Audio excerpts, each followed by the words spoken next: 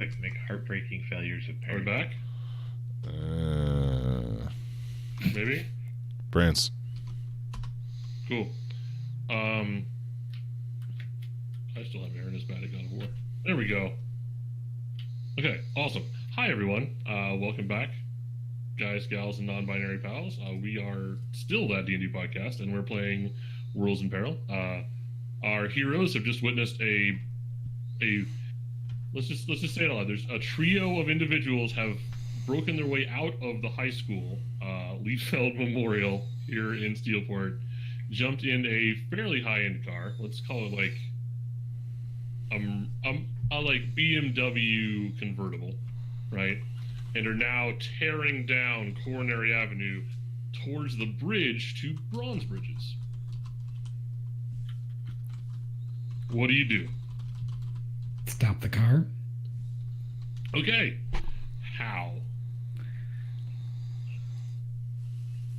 I imagine by lifting the front end or whatever the drive end off the. I mean, just lifting it. I guess I don't know if it's front wheel or rear wheel. Okay. But I mean, Okay. less gravity is less traction. It's true. It's true. All right. Yeah. So you, do you? Because they're already moving pretty fast down the road. Do you like chase them through the shadows at them to do this? Yeah, probably just get ahead of them. Okay. This might be the first time I activate one of the portals. Okay. All right. So yeah, you bounce. I like that. So you like, do you have a portal nearby that you can activate, or do you have to like draw one real fast and then bounce through it to the other side? No, I think with this it'd have to be one near the school. If we're Okay. Yeah, there's probably one like at a warehouse next to the school because there's probably warehouses next to the school. Okay. Steelport, yeah. Yeah, there's warehouses everywhere. Is it inside the warehouse or is it like on the outside of the warehouse? No, it's like in the alleyway behind it, back by the trash cans or something. Okay. Okay, yeah. So you walk up and you. What does it look like when you activate this portal? Do you just like touch it with your hand and then like, or do you just like Wile E. Coyote through a brick wall and show up somewhere else? Like what's the visuals? Let's see. I think it probably is something that has to be activated, and it probably like washes down and like the like a blood dripping down kind of in vignette kind of thing where it just colors itself in an uneven fashion, like Okay. a wipe or something. Yeah. Nice. Okay. All right. And you bounce through this. Now, where is the other exit? Is it like right at the edge of the territory? Is it like right at the bridge, or is it like on some other building down Coronary Avenue? I imagine if there's a bridge to Bronze Bridge that they're heading towards, it's probably like on one of the like underpass pylons Okay. or pillars, whatever they call them. All right. So the other question I have for you is: Can your doorways accommodate other travelers? Like, can Firefly and Ruck go through them with you? And would they if they could? At this point? I think as long as I'm maintaining it, yes. It's not something that someone could just walk up and use without my intervention. I assumed that. Yeah. Yeah. Okay. So I can hold the door open. All right. I think after last time, like, I'm going to be flying. You're gonna be fine. You're gonna be fine going through. You're gonna be fine. Like Flying. Flying. Okay. Fly down. Yeah. That makes sense to me, as a thing that Firefly would be doing. What about Ruck? I'm carrying Ruck. I'm sorry. So I actually find that pretty amusing too. Well, fine. No. This is whatever. It's fine. Well, no, you were saying, a strange portal glowing, like leading somewhere else. Yeah, okay, after. Very Rock. Awesome. Okay. Yeah. So the two of you step out in front of,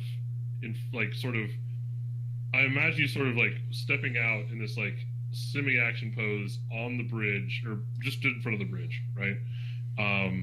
And like I imagine the Revenant has Ruck like by the collar and is sort of dragging him through because his dumbass almost got lost on the way here, right? Yeah. They're like, there were hot demon checks. And so suddenly you like sort of materialize, like step out of the shadows in front of this car, and it's still like a block or so away, and sort of over the top of it, between the street lights. Nothing's super tall in Steelport, just because like it's all warehouses, right? So it's like it's all fairly low to the ground, and over the streetlights you can see Firefly sort of flying towards you. When you step out of the shadows, you can see there's 3 individuals in the car, right? This is like some sort of dark Beamer convertible, and one of them, the one on the passenger side, like points and yells. And the one on the driver's side says something and then appears to accelerate the vehicle. What do you do? Okay, this is where I remove their ability to Alright. gain traction on the road or whatever, yeah. Yeah, that sounds like either a takedown or a seize control. Seize control, what would be contested would be the car's ability to move. Okay. So why don't we do that, since you're not actually throwing down, unless your intent is like to destroy the car. No, I have no idea. I mean, beyond the fact that they're trying to cross a border at high speeds, I don't know what's happening here, so I'm not trying to do any like accidental damage to them. Okay. Yeah, give me a seize control. I mean, this is pretty brute force, right? I guess so, yeah. Yeah, so give me a seize control smash. We'll see how that goes. Nice. Oh, okay. Alright, so you get to choose 2. You seize control over what was contested. In this case, would be like stopping or slowing the car. You prevent yourself from ending up at a disadvantage or in harm's way, or you put them at a disadvantage. I will take the first 2. Okay. Alright. So you step out, and your gravity powers look like shadowy hands, right? Is that what you decided? That was. Let me check my list here. I think that might have been a different one. Oh, was it? Okay. Yeah, that was the like the mass restraint was the hands. Oh, okay. I think it's just more of a haziness that shows the area. This one does. I don't think it has a very strong visual effect. Nope. Okay. You lost Zach. Oh no. No, I'm good. I'm still here. You can't. Okay. Yep. You can't add it for me. We got it. There we are. We're back. Okay. So yeah, so you lift the front end of this car up, right? Mm-hmm. And the car sort of coasts. It continues moving forward because it's just got the momentum, unless you're actually physically trying to stop it. I mean, the gravity could be up in the opposite direction it was traveling. Up and back. Okay. Like vector-wise, it's opposing. It probably doesn't feel that great inside the car, but. Well, I like this because here's what's about to happen, right? So you put this whammy on them, and they've gotten significantly closer, right? They're like 100, 150 feet away, maybe, when you hit this thing, right? And sort of, it's like the car hits some sort of bank of force, right? And so the front end lifts up, and the car starts slowing down, and then from inside the car, where you can see what you're dealing with now, and it's like 3 dudes, specifically 3 white dudes, and they all have like, one of them has like cornrows, right? Okay. They're like, and that end in sort of like long braids, and that's sort of leaning up, like Yeah. as though they're being affected by gravity. And each of them has several things around their neck that are now like extending into space behind them. As you can feel like there's a can of some sort of, you assume, like beer, just like slowly floating backwards out of the car. It almost looks like they're in some sort of like ramp/accident in slow motion. Like that moment in Dukes of Hazzard where like time stops and they play the jingle. Like, you're seeing that, but these guys are not into it at all, right? One of them starts. You can hear them start yelling. It's kind of hard to make anything out over like the roaring engine noise, since it's now like the engine is revved as high as it will go, and and the general yelling and the sounds of like people being murdered in Steelport that are omnipresent. So it's, but yeah, they are sort of floating into the air-ish. They're still about 100 feet from the bridge entrance. What is everybody else doing? Well, I mean, the Spectres got this wrapped up at this point, right? If you want to go chat. I was trying to figure out some way to have Ruck just show up in their back seat. I mean, if you want, I can just probably lift you up to the back door. You can just knock on the window. Or you just show up. Yeah. Yeah, if there was like a long period there where like we had nice comic panels of showing you doing all of that and planning, like Ruck just hops off the bridge and somehow lands in their back seat. Okay. Go right through the rear window and land in the seat. Yeah. Like, but you don't break the window. You just phase through the back window somehow with like some sort of gadget.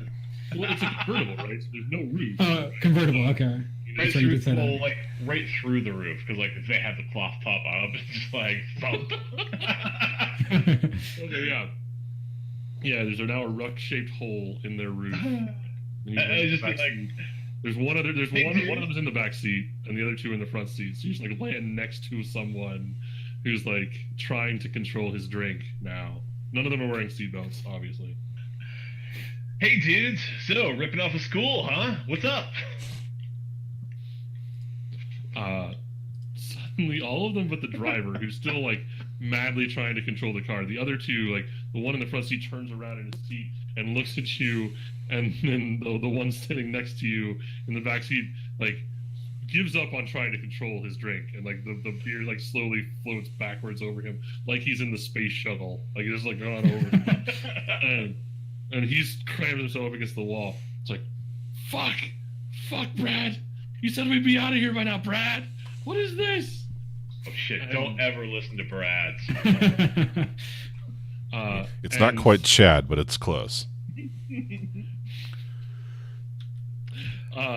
So now that's the one in the back. Now, the one with the cornrow / braids is driving, and now that you're a little closer, Ruck, you can see like this dude in the back seat with you has like a kanji neck tattoo, and he's wearing like a FUBU jersey. Like these are white kids. Like these are all like early 20s white kid, right? The guy from the front seat is like, Thad, fucking chill. I've got this, Thad. And then he takes and he reaches and he grabs one of the things that's hanging off his neck. And you can see they sort of look like octagonal pendants of some sort. And he takes it and he flips it around to his front, and he takes his both hands off the wheel, grabs the pendant, which is one of like 4 that's hanging off of him, and he's suddenly surrounded by this like nimbus of green light, and he shoots out the cloth top of the car, and those of you outside can see him land in this. When you see him land, he is surrounded by this like energy form of a horse that's like 8 or 9 feet tall, and then you see him just tear back into Steelport. Okay. Well, at that point, I think that he falls into my category of meta, so I roast him. Light him up. I'm having the hardest. Can you other two do that shit? Yeah, that sounds like that sounds like a Smash to me. If you just like, oh well, fuck it, he's a glowing horse now. Yeah, that's fine. No, it's okay if I kill. If I don't kill is such a strong word. I mean, at this point, you're just making a citizen's arrest of a metahuman. Right, and this is the call to action as far as I'm concerned. And in Steelport, you know, and like unattempted murder is basically a citizen's arrest. I feel like somebody should aid or interfere with me. Can I get that one? Can I get an angel roll? Yeah, who? Ruck, you're the closest, I guess. Revenant, you're also around. Does somebody want to like try to help with this? How would help? Because like Ruck is kind of trying to distract the other two dudes at this point and just kind of keep them out of this. Shout encouragement. I clearly don't have a bond with Firefly. I don't know if I can. I'd be rolling flat. You roll. can totally can. You can roll plus Yeah. 0. Yeah. You just throw like one of the errant lids. Sewer lid, also known as what is the word for sewer lid? Manhole cover, yeah. Sewer lid. I'm trying to think of like something to even shout. Like at this point, all you got is like brand that horsey. I don't know. Whoa. Fire and horse. I'm like I'm Double not really R seeing bar. anything like that. Yeah. It's not like horse corn. Popcorn. That didn't work at all. Yeah. All right, let's we can find a way. Let's just roll with it at 9. All right, so you get to choose 2. Impose a condition twice for moderate if you wanted to. Take away an advantage. You have to choose that twice. An advantage would be something they're carrying that you don't want them to have anymore. Yeah. Force a change to location, which is 1 or 2 depending on who gets to pick where we wind up. Reduce the size of a mob, which doesn't count here, or take no harm in the doing. So I'm going to I'll impose a moderate condition. Okay. Yeah. All right, and what's that? Let's go with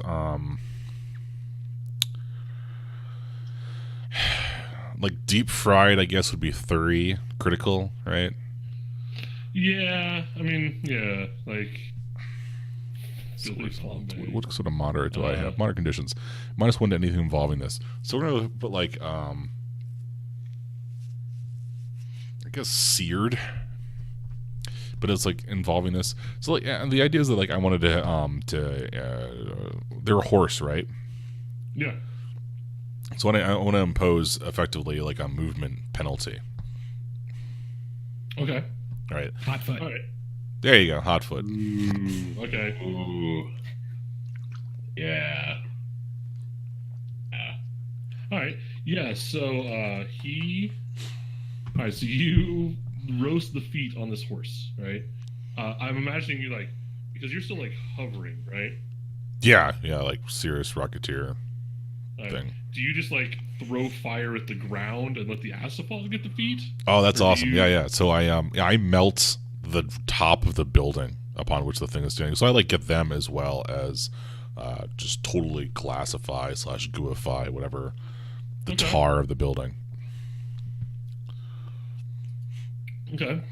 Yeah. No. And it's hooves sort of dig in and stick, and it's you can see this guy inside, and he's also dressed like in a really messed up like 90s appropriationist white kid manner, right? He's got like Right. the baggy white t-shirt on and the cornrows, and like you can see he's got like multiple probably kanji or Chinese lettering. It's hard to tell with these guys at this age, and like the really baggy jeans, and he's like sort of Supermaning inside this horse, right? And the horse's hooves get stuck, and you can see him stop, and the horse itself starts sort of Dancing. trying to pull prancing and trying to get its feet up out of this hot thing. And he looks at you he turns his head and looks at you through like this green forest. He's like, fuck, they're here. And then he zooms forward, like literally Superman's out the front of the horse. Well, he reaches back and he grabs one of the medallions. He Okay. pulls it forward and he holds it in both hands. He Superman's forward out of the horse. Okay. And suddenly he's surrounded by this nimbus of golden light, and zooms forward and he loops back around. And he comes back around at you as a dragon, Okay. like a full-on like Chinese imperial dragon in gold. Awesome. The horse melts, like the horse, like it's some sort of ectoplasmic form, it's like, and then dissipates. And he hits you with his claws, effectively. He comes back around and tries to catch you from behind.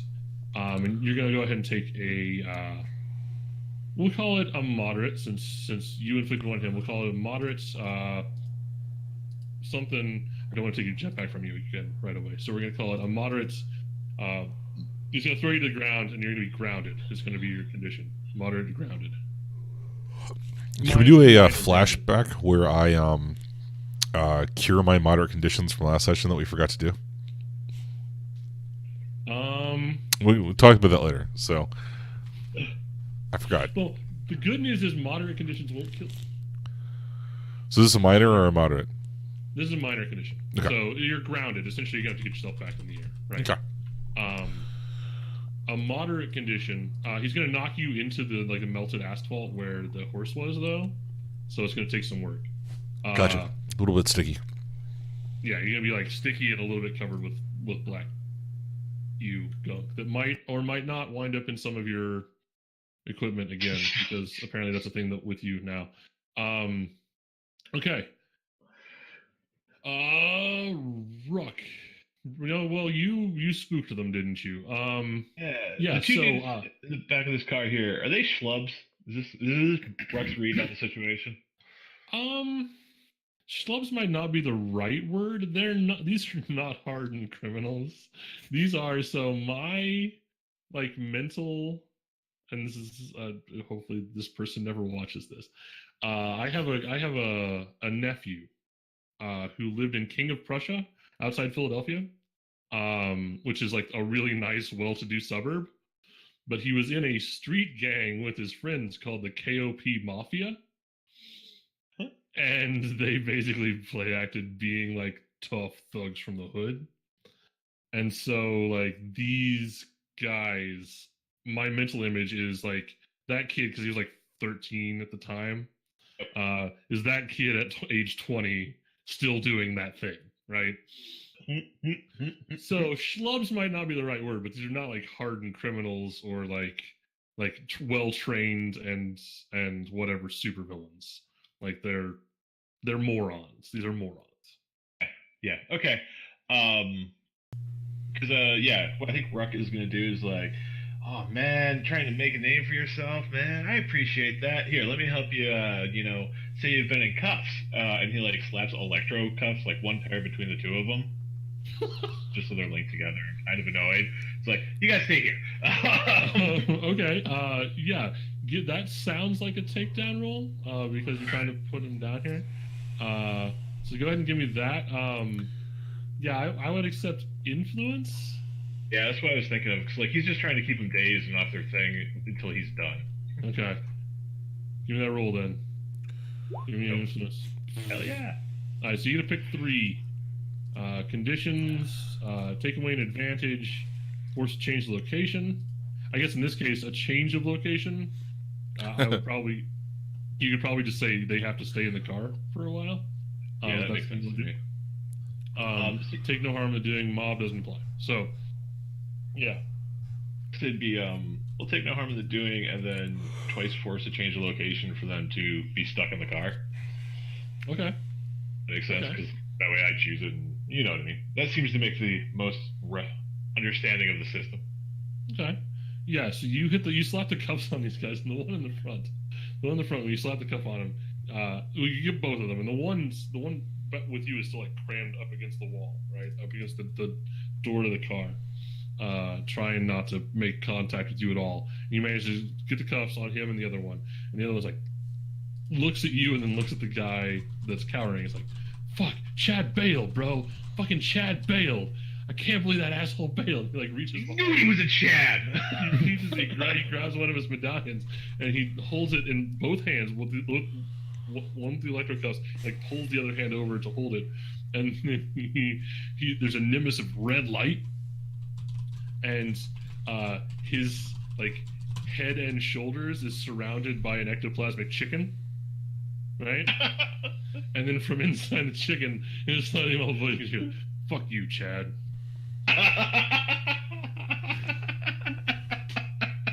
Alright, so this is what I'm going to say that, Ruck falls out of the car laughing.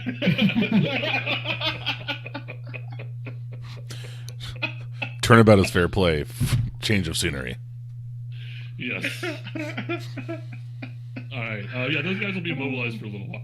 Yeah. You probably haven't taken them all the way out of the fight unless you want to, take larger precautions. But Revenant, you've got a situation where Firefly is flypapered to a rooftop potentially. There's a dragon flying around named Chad, who's apparently a huge dick, and there are two would-be criminals electrocuffed in a car, one of whom is wearing a chicken on his head.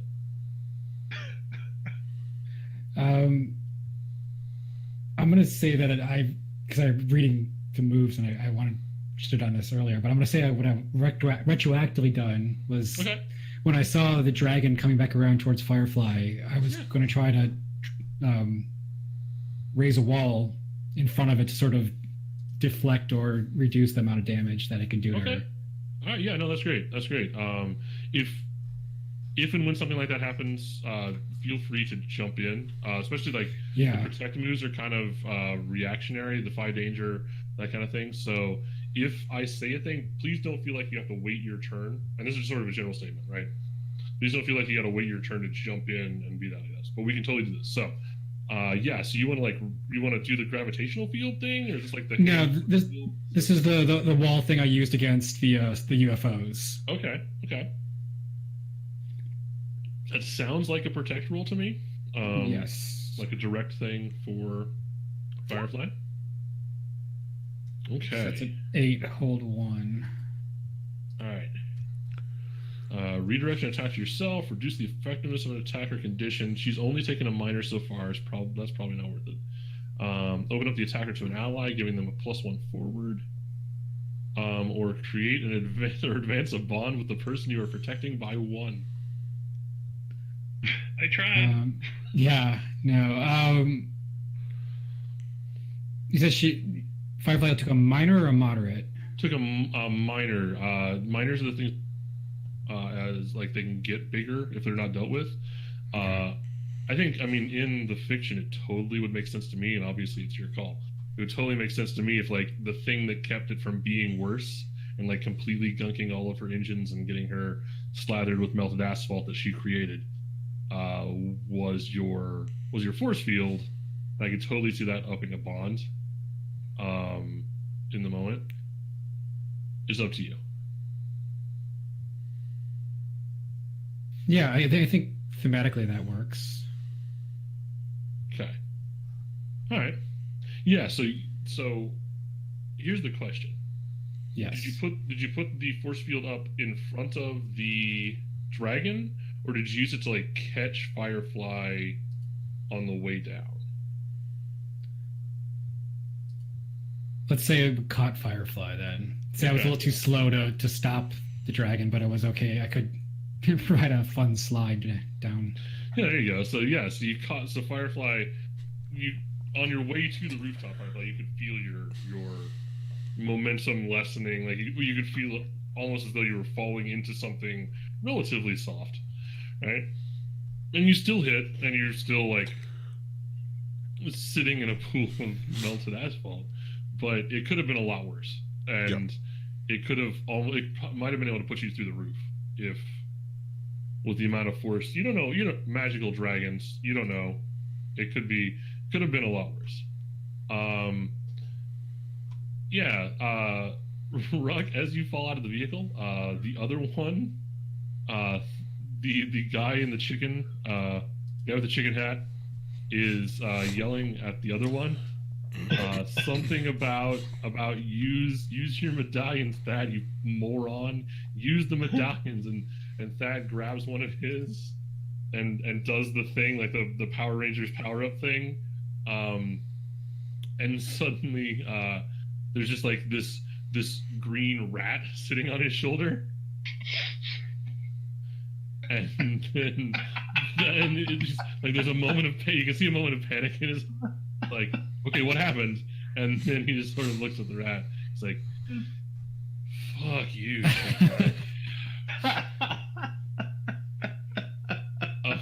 Firefly, the dragon is coming around and Chad's like inside, full on Supermaning now. Is coming around for another loop. It looks like, you're about to get dive bombed by this dragon. You're on the rooftop. What do you do? Let's see. So my engine isn't entirely gunked up, right? It's just I'm a little bit. No, it might be that there's performance issues of some degree, but you still got all your powers, right? I'm gonna try to seize these necklaces from this guy. Okay. All right. So I'm gonna sit there and I'm gonna fire up my engine to full blast. I'm gonna kick off both my hand thruster things, and just like shoot as fast as I can at this person and try to snatch their magic medallions off on the way by. Okay. All right. I don't think anybody's ever tried to get inside one of these things, so this will be a fun little test. I figure if I'm going fast enough, it'll be okay. I figure the roll will tell us how this goes. Yeah. So, yeah, Rep actually wants to help at this point. He can overcome his laughter to start, ineffectually star-lording at the dragon while yelling, "Chad, you jerk!"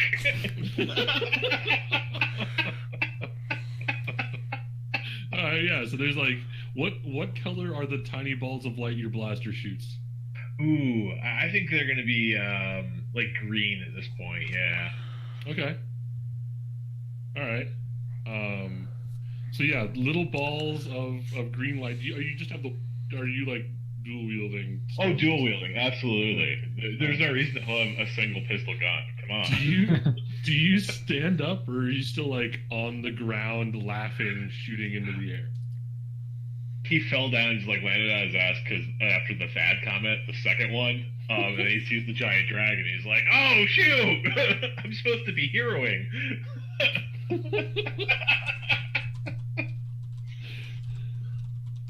Okay, great. Yeah, give me a bond, roll plus bond with Firefly.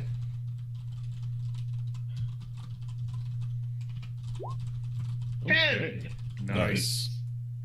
Okay, yeah. So 8 interfere with a 10. Choose 2.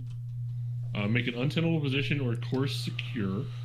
You avoid taking harm in the doing, or they take a +1 or +2 forward. I will say that in this case, harm in the doing is probably one of the dudes getting loose, or them finding a way to deal with your electric cuffs. Let's say it that way. Is Firefly's plan here untenable? I think in this case, what I would say for the untenable position or course secure is like a wayward green ball of light smashes part of the the hardening asphalt off of Firefly's jetpack and removes that minor condition. It's not a problem at this point. Yeah, we'll do that, and then we'll let the thugs have fun. So take +1 for. Well, all right. So why would I give +1 forward if it's +1 or -2 forward? That's weird. Is it +1 or -2? I'm not 100% sure. I mean, this +1 or -2. I'm pretty sure this 8 or interfere comes straight out of like the original first edition Apocalypse World, if I'm not mistaken. In which case, it would make way more sense sometimes to like, no, -2 to your roll. Fuck you, Chad. But it's not really a thing in this, unless you really want to be a dick, right? Gonna help Firefly there. Okay, so Firefly, you can remove your minor condition of the gunked up jetpack. Yep. And you get a +1 to your roll. Okay. I'm assuming that this is smash or maneuver. Well, you're trying to be you're flying. It's gonna take some fancy flying and some good timing. It's probably maneuver, I think. Sure. My maneuver is 1, +1 is 2. My roll is 5. All right. So it turns out these like. Oh, hang on. It's 7. Yeah. My roll is 5. it didn't count your bonus. Okay. Saved by the numbers. There you go. So you get a pick 2. Good job. Good. Thanks for the assist, Ruck. So you get to pick 2 of the takedowns, which are again opposing condition. Take away advantages. Choose twice. Right. Right. Force change location. So you're. Was this not like a seize control of the necklaces? Yeah. Or was that? Oh, I mean that's also an option. Yeah. Oh wait, I guess it would be. I am thinking. So there's yes. I guess both would apply. You can tell me what you're trying to do. I guess. Because in my head, each of the medallions are advantages for this guy, right? But they are like things that can be seized from him, so that works too. A lot of these have crossover. Oh, so would right. You I prefer see. to do it as seize advantage, or seize control? Well, yeah, I get. I mean, either way, right? Mm-hmm. I'm either going to seize control over what was contested for 1, or I'm going to take away an advantage for 2, which are the same thing. Yeah. So It's pretty much the same thing, and then the one difference is you prevent yourself from ending up in a disadvantage or in harm's way, or take no harm in the doing are slightly different wordings. So that's true. Yeah. I'm totally going to take the necklaces or the medallions because I feel like that's a nice bargaining chip to have. All right. We've been playing Payday recently, so I'm thinking hostages. Oh, nice. All right. So all right. So it's 7 or 9, and you seize control over what was contested. So you zip forward, and you're using your hand thrusters to get there. I assume you pull your hand to like grab the medallions, right? Yeah. So I'm going as fast as I can, and then like I take one of my hands out from the speed boost to snag the medallion. Okay. Yeah. So you grab sort of the mass of medallions around this guy's neck, and you get a couple of them. The good news is you get the dragon specifically, which instantly. So when your hand hits this construct, it feels pretty solid, but not like super solid. It's not like rock hard or a force field or something like that. It does appear to be like some sort of hardened ectoplasm goo ballistic gel, something that's like gelatin feeling as you push through it, right? It's malleable. Dragon mold. There you go. And so you manage to pop 2 of the necklaces off this guy, right? And one of them is the dragon, and that means that he falls significant distance to this rooftop. Specifically the one that you just tarred up as well. And so he lands laying there. You've got 2 of these in your hands. You're sort of streaking into the night sky. He lands with a whomp, and you can hear like a cry of pain. And then like, man, messed up my threads. What is this? Burn your hair off next. Is there braids full of asphalt? Sounds like the worst thing I can imagine. So we're gonna see how that goes for Chad. And so so you have a couple of these medallions. One of them is obviously the dragon. You can check and see what the other one is. It won't be that hard. Let me make sure. I gotta keep track of how many of these are currently in play. Sorry. Okay, you got that one too. So yeah, you pulled the dragon and tiger medallions off of Chad as well. Is this Altered Beast? A little bit. Is the maybe. next one going to be like a kung fu bear? No, it's the Chinese zodiac. It's Yeah.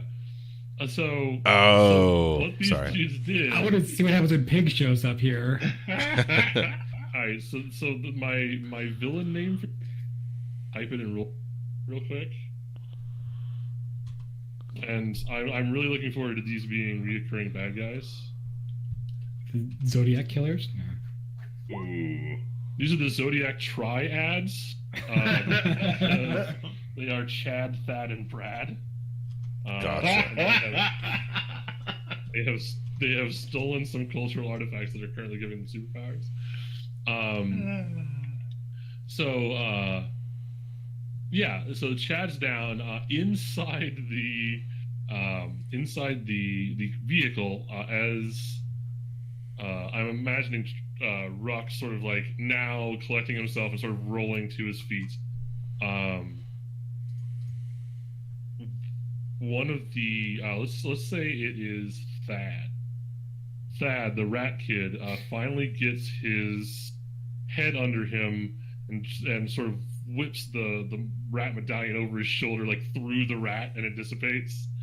And grabs another one and holds it, and then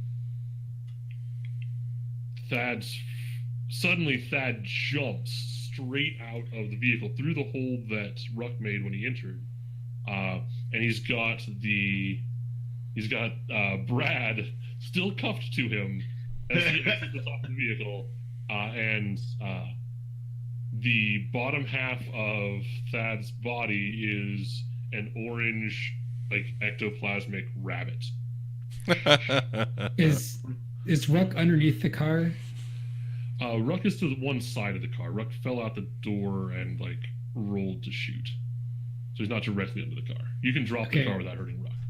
No, I'm thinking more of creating a column of increased gravity, like with car and jumping rabbit guy, like just in a straight column, so it just like accelerates him towards the ground. That sounds awesome. Yes, you wanna snatch these guys out of the air.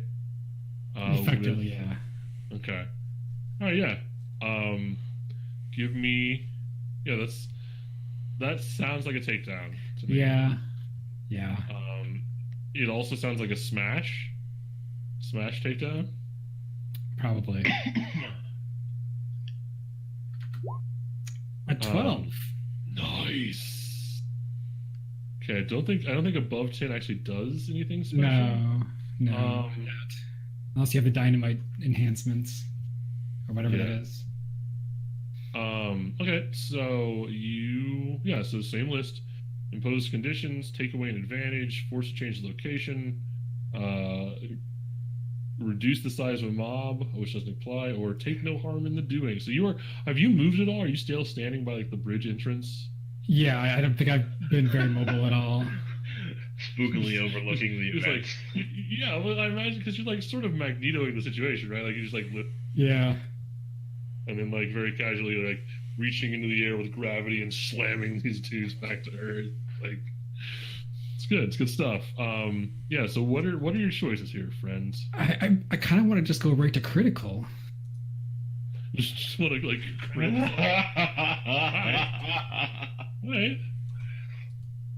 All right.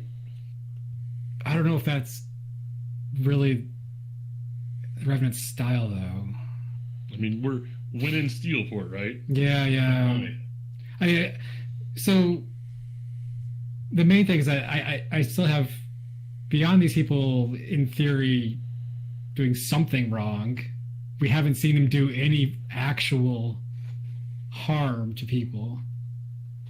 You saw Chad there take a swipe out of Serenity. No. They're definitely fighting back against people that attacked them. I'm assuming they know us as superheroes. At least they know of superheroes, or the cheese at the cops are here kind of thing a little bit. But I don't necessarily know that I've heard them say anything, being that I was out of the car. Jesus, the buzz. Yeah. So far, there hasn't been any indication. We haven't really looked super hard for an actual crime, other than like breaking into the school, maybe after hours, and driving aggressively or something. Speeding. Like, that was definitely happening. Now, whether that's a thing that requires requires a superpowered response. No, I mean yeah. No, extreme force. Prejudice. Extreme prejudice. We'll just go, we'll just do moderate and take no harm. Okay. All right. So who do you want to do moderate harm to? Is this a Thad or a Brad? It's probably the whoever's currently the rabbit. The rabbit person. Okay, that would be Thad. Okay. So you drag this column of force. Now, in my head, what has happened is Thad shot up into the air, and so you're sort of centering it over the car? Yeah, basically. I'm assuming he jumped straight up, so it's just a column of force straight back down. Yeah. So like the column of force like catches Brad in a way that it catches both of them. So they shoot in the air, and Brad is being drugged into the air by the arm with Thad, and there's a whole lot of like, what the fuck, dude? And then there's a moment that's when something hits the zenith of like a jump, right? Mm-hmm. Where it stops, and there's like a moment where it's essentially motionless before the acceleration pulls it back down, right? Mm-hmm. There's an extended moment of that where Thad goes from like, I'm like the glorious like I'm free look, and Thad is like horrified, where they stop at the apex of the jump, and like you can see Thad's face drop, right? Mm-hmm. And then you can see Brad's face, like Brad's freaking out even more, and like reaching around trying to catch one of the medallions, right? And Thad slams back through the top the top of the car, and we're gonna give Thad a broken arm. Okay. That seems moderate for these punks. They're not super tough. On the way down, however, Brad Power Rangers himself into an ox. That sounds like it's even worse for Thad. He's got an ox lying on him now. Well, it's not necessarily the problem. Isn't necessarily that the ox is lying on him, because they sort of fell side by side, right? Mm-hmm. Is that the ox fell on the car. They both sort of fell in the car together, but he is now handcuffed to Brad, who is inside the ox, right? Which arm broke? The one in the handcuffs or the one not in the handcuff? I think it's got to be the one outside the handcuffs, because it's real dark real fast. Yeah. Okay. The other thing is that he can't really reach to get another necklace. Then if he's being drugged by the hand, that still works. No, Thad's out of commission for a moment. I think for sure. Right? Hits the ground. There's a whoosh noise, and like parts fly off the car in that sort of comical fashion, and then sort of standing there on the hood snorting is this giant red ox, right? With Brad inside, and Thad is like sitting on the back seat, what's left of the back seat of the car, like clutching one arm to his chest, other arm is fully extended out sort of towards the front seat, whimpering in pain. Well, and I know what I got to do here, and it's so mean to the other dude, but so like Ruck is gonna look at the ox and like, oh yeah, draw out a giant red cloth, so and basically get him to try and like stop, charge into a street pole or something. Okay. just Bugs Bunny that shit. How could I not? I imagine this is like some sort of space red cloth. It's like a taser built into it or something. So I think like the cloth is actually like glowy and holographic and stuff. Yeah. But and then you cool symbols like raised from the cloth hologram. When you whip it aside, there's just an anvil there. You know what it is, right? It's the cloth that came out of Clark Kent's or Superman's like baby pod, right? The giant S in the middle of it that becomes the cape. But like you somehow wound up with it and brought it back to Earth from Krypton, because we're in a slightly different reality now. It's indestructible, but it's like it's got this giant S on it. And the other two are like, what's the fucking S for? That's really weird. Yeah. Yeah, so I guess that's sort of like a takedown. I don't know. That's the only thing I can think of it being, really, because I mean, you are trying to get it to hurt itself and or forcing it to be somewhere else, right? Those are both takedown potential moves for takedown or outcomes for takedown move. Unless your move is to steal the necklace as it charges by. Ooh. Yeah, but I'm gonna go with the initial idea of having him slam into something. So I'm gonna use influence for that. That reads like influence to me. Trying to manipulate him into doing it. Oh, you know what I just thought of? This place is called Steelport for a reason. There may be an actual anvil here somewhere. A version of anvil for like this used to be the Foundry District. Yeah, like I can imagine like Ruck like in like the 45 seconds or whatever that the rest of the fight sort of happened around him was off panel like and hammer spaced an anvil from one of these like defunct foundries and this like pulls out Superman's cape, right, and then hammer spaces the anvil in behind it. Yeah. Who knows where the anvil came from? I don't know. It's weird that it was there, huh? Mm-hmm. Anyway. Yeah, okay, so I'm gonna say it's either maneuver to get out of the way in time or influence to convince this person who's not actually a bull to act like a bull because he's a moron. So those influence, it just feels more appropriate to me. Okay. Alright, but that's still partially so right. Get two. Just be a moderate condition because like getting hurt here makes complete sense to me. Okay. Alright, so I think what I'm gonna do. So this is Brad, who's charging you to the chagrin of Thad. And that's the part that I thought was really cruel was that Thad's gonna have a really bad day now. Yeah. So what actually happens, right, is that not only does Brad the now Ox charge you, right, with Thad trailing, but like Brad comes over the car, right, like from the hood. I imagine you sort of standing out back, right, with your cape waving in one direction, and the Ox sees you and does the pawing at the ground, the hoofing the ground thing, and then just like charges, and you can see it go over the top of the car, and then Thad get drug out of like through the cloth top, and it's like sort of fluttering in the background as this thing like shoots forward and slams into the anvil. And I'm going to go ahead and give Brad the moderate condition of I'm going to call it bullheaded. Because what I want for now is that Brad is now like mildly concussed and confused and will act like a bull for a bit. Thad, on the other hand, is just like screaming in pain, and before long it will be reduced to a whimper. But right now it's real bad. And Ruck, for your part, win. Okay, so you rolled. You did not take no harm. You didn't force a change location.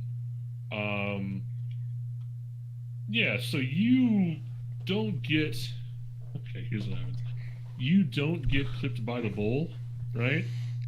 But you get his horns. Yeah. You get caught up and wrapped up with Thad in the tattered remnants. The tattered remnants of the cloth top, and his electrocuffs, and his like broken physical form. The Superman's cape is now like draped over the boar's head. You can see Brad through the body of the boar, but you are like stuck and wrapped up with the like whimpering in pain Thad. As the bull like turns to try to find you and shakes off the cape, and it kind of like flutters to the ground nearby, and you are being just drugged all over the street at this point. We're gonna call that a. I mean, it's you can deal with this. It's gonna be a minor condition of entangled, right? But steps should probably be taken fairly soon, or it could get a lot worse fast. Firefly on the rooftop. Chad is beginning to stand up. I land on him. Okay. And I'm told that stands, right? But what I want to see, like, Chad is like pushing himself up out of the asphalt, right? It's like, you stupid bitch! You took my, what is? And then like, I just want to see you just like. Yeah.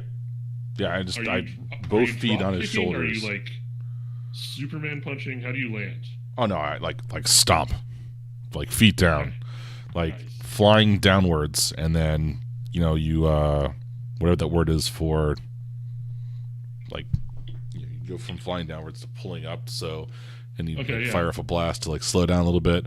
But I don't fire off a blast. I just fly downwards and then kick my head up and I stomp on him. Nice. Yes, you just like tuck and pike into him. Yeah. I like it. All right, yeah, that sounds like a takedown smash, pretty much textbook to me. Yeah, I'm not being incredibly subtle this time around. 13. Wow. Okay. Give me those choices there. I'm gonna call it and stay down. All right. Are you just like throwing critical? Yeah, I'll just throw a critical on them. All right. Okay. So and stay down. And stay down he shall. You feel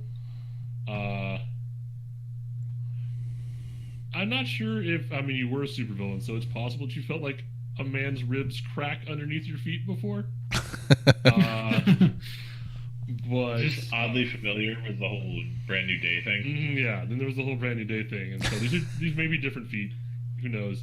But that's the sensation you get. Also, you hit in this like fire weakened area of the roof, right?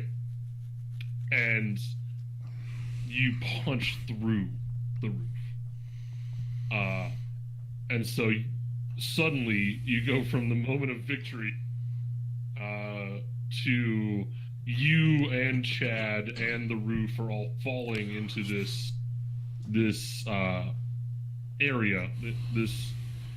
You don't fall very far. You land in a pile of rubble and roof sealants and douchebags. There's just kind of like plural douchebags. Only the one douchebag. Do we punch into a douchebag factory? Well, but what you do underground when you hit, you can see there are several figures here, and they all.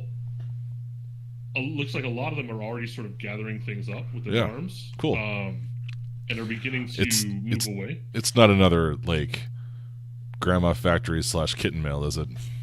No. These are people who were living in the top floor / observation deck of this warehouse. Oh, I've merely destroyed a tent city with my carelessness. Okay. Basically, yeah. Some of them are flipping you off and like yelling things. No, I deserve that. Most of them are running for cover and trying not to get like destroyed by this whole thing. Do I take damage with Steelport? Yeah, I would say, and if you have, I will either let you take it as a hit to your city bond, or I will let you start a specific Steelport bond that is now going to be a -1. My city's at 1 right now, so I'm gonna put Steelport at -1. Okay. New hero arrives on scene. Forgets, like, does horrible things. Mm-hmm. That's pretty much it.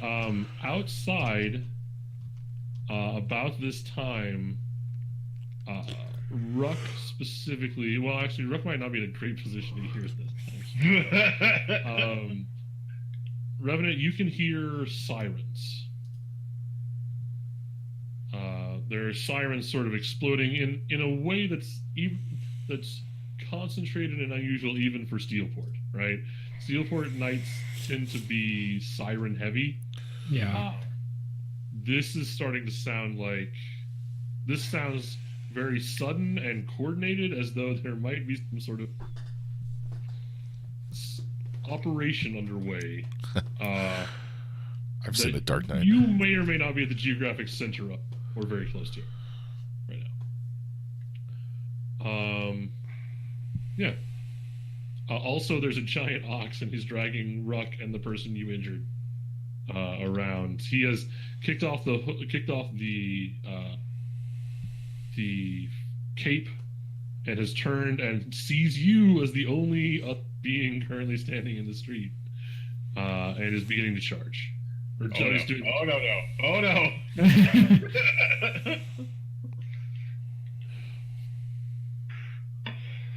Yeah, I think this time is where I'm gonna try wrapping up the oxen chain. Okay. So I'm gonna try to stop it before it can hurt Ruck anymore by pulling him around or whatever. Okay. Is that a takedown, or are you more concerned with protecting Ruck or stopping the ops? Basically, I guess is the question. Protecting Ruck. Okay. That sounds like a serve and protect then, right? Okay. So. It's like a complete opposite. It's a very different night tonight. Just really wait for Thursday, Adam. We'll see how well you roll then. Just gonna go back the other way again. Yeah. Okay. So yeah, you get a 3-hole. Redirect an attack to yourself. I mean, not technically attacking Ruck, but you could mess Ruck up real bad right now. Mm-hmm. Reduce the effectiveness of an attack. Open the attacker up to an ally, or create it or advance a bond with the person you're protecting by 1. Bear in mind that could also be Thad. But I can't go over a bond cap, right? No, you can't go over bond cap. Yeah, so I'm capped. Yeah. Okay. Yeah, that can't go anywhere.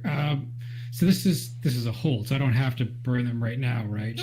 No. Yeah. So the. Okay, so I'm gonna use 1 to open up the ox to attack. Okay. And then I'm gonna hold the other 2 as if it's being dragged down by the chain. So anything that it might do in the future will probably be reduced effectiveness. Okay. Because it's wrapped up in these spectral chains. Yeah, so I imagine it like charging you, and then like everything every step it starts with like that full on like bull charge, right? Mm-hmm. And then every step it gets a little harder, and so it's like sort of crawling towards you as we cut away. Ruck, you. By the way, I just want to point out that Ruck's Roll20 icon is amazing, and not for Twitch viewers. I've hit all the fine. Oh shit! But it's a little bit of a crime.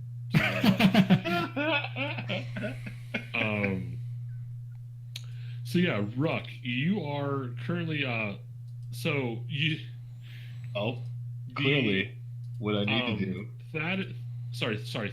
Before you go, Thad is making like shock noises, like going into shock noises, right?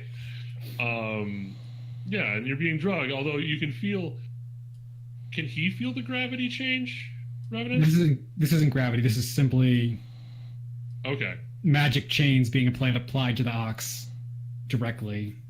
Applied to face. To the forehead. Ah. Yeah. There you go. I fixed the stream. Oh, thank you. All right. So, Ruck, sorry. Go ahead. What's your plan here? The only thing to do is to grab the bull by the horns. So, like, it starts taking off a little bit and charging, and obviously dragging me and Thad behind. And then it starts, like, slowing up a little bit, but, like, we're not being slowed, so he's gonna use that momentum shift to try and just, like, go flying by. I think it's Brad who's inside there. Yeah, Brad's the one inside the bull. Yeah. And try and seize control of this, medallion thingy. Okay. So he can grab it as he goes flying by. That definitely sounds like maneuver to me. So yeah, you are trying to grab the medallion off the bull. Are you lining up specifically for the bull medallion, or are you just like grabbing for medallions? The picking which one seems a little bit much. Oh, it would help if I put roll in front of the dice expression. There you go. All right. It's actually +1. I gave you a +1, so it's a 10. Oh, nice. Yeah. So you get to choose 2. I mean, I think there's only 2 that make sense, because I'm pretty sure if you taking these things is going to put your opponent at a disadvantage regardless, right? So you seize control of what was contested, and you prevent yourself from ending up at disadvantage. How do you? Okay, so you reach in, you grab. Let's say you grab 2 medallions, right? I managed to pull them off Brad's head, like off his neck from around his head. And these medallions, by the way, they have like a fairly thick chain, right? To each of them. So you gotta like pull them over the top of the heads. Well, remember it's Ruck, so like he just gets his hands on them and they just disappear. Yeah. That's true. You just hammer space 2 medallions. Hold on 1 second. Let me do something very quickly, because if you're hammer spacing medallions, now shit gets real. Right. Okay. That's not great. Well, I don't know.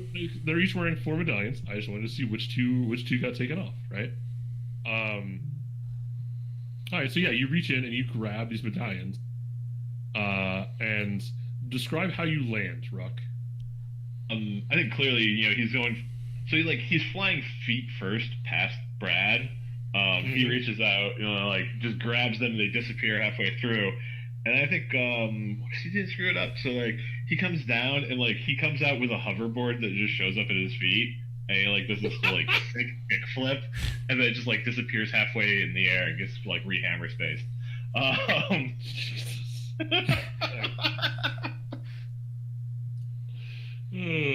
all right, I like it. Okay, so yeah, so you do that, and you halfway through your kickflip, Revenant, you're watching Brad, right? Mm-hmm. And as the medallions leave his neck, almost instantly, the ox form starts to melt and dissipate, and then before, as it goes, his strength is suddenly gone as well, right? So suddenly the thing that you're doing to him is just I got him pressed against the sidewalk. He's making muffled pain noises. Okay. The sirens are getting louder. You can now see there aren't flashing lights on Coronary Boulevard. Is that what we call it? It's Coronary Avenue. Yeah. Coronary Avenue. That's definitely Coronary Boulevard, though. That's way more fun to say. But you get it's to the point where you can sort of see that there are lights coming from cross streets now, such that there are clearly cars and police officers converging on Coronary Boulevard for some reason. Yeah, Ruck, can you get out of here on your own, or do you need help with that? I'm sure I can get out of here. I'll be fine. Yeah. Yes, yeah. Ruck's pretty confident he can get out. Yeah. No ability about it. I think I want to shadow walk up to where I saw Firefly disappear into the roof and make sure that she can get out too. I totally put on one of these necklaces. And then that's probably a terrible idea. One thing at a time here. All right, so well, okay, so yeah, let Evan go first, and then I'll do something stupid. Defy danger, investigate to see how good of an idea you have. Yeah, so you shadow walk up into this warehouse, and you start. There are homeless people sort of making a frenzied exit from this place. Although some of them are starting to hear the sirens outside and not sure if they want to go out on the street yet. They're kind of caught between a superhero fight and police brutality. It's not a great situation for them. But when you show up and sort of out of the darkness, what is your bond with the city / Steelport? 2. Okay, they're relieved to see you, which is not necessarily a thing that you get a ton, but to them, you're one of us, right? And so when they see you, they sort of relax. Not totally relax. They're still frenzied, but they're not scrambling towards the door or anything like that. You get to you pop up to the area where Firefly is, and Firefly is standing over the ruined body of Chad. Chad's still breathing. Chad's alive, but Chad is broken in some fairly painful ways. I make sure they don't have any more necklaces. Okay, well, so do you want him just taking all 4 of Chad's necklaces? Yeah. Okay. All right. Let me make a note real quick. No reason. Yeah, no reason. This is unimportant. I would not worry about this at all, actually. Uh, yeah. So Firefly is standing over the body of Chad, like holding 4 of these necklaces. Go. Yeah, so I think I will walk up to this Chad, right? Yeah. Thad, Sad, Brad. Chad, yeah. And basically just grab him by the back of whatever shitty shirt he's wearing and effectively chuck him back out through the hole. But it's basically using a gravity bubble to basically drop him with the rest of the people that are down on the bridge. Okay. Just to keep people in here away from where the cops don't come in here. They have all the people out there that don't care about this area. Okay. And then address Firefly is that, look, you need to get out of here. The cops in this town are not like where you're used to. This is not a situation you want to be caught in. I'm tempted to say something like confused, like Irish or something like that, and then fly off.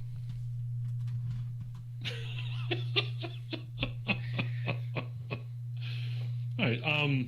Yeah, I think we are at a point where all of you can make an escape fairly easily using your superpowers. There might be like in the. I'm assuming that you're just like Firefly is just flying back over the river. Yeah. Right? And then Ruck's doing whatever the fuck Ruck does to go places because we're just sort of leaving that over here somewhere. And should make it back to Silver City just fine. The Revenant's probably just gonna blend back in with the city like they always do. I imagine he's probably standing on top of the bridge, making sure that the 3 of them can't go anywhere until this task force arrives, and then he takes off his hood and picks up the "End is nigh" sign and starts walking down the street.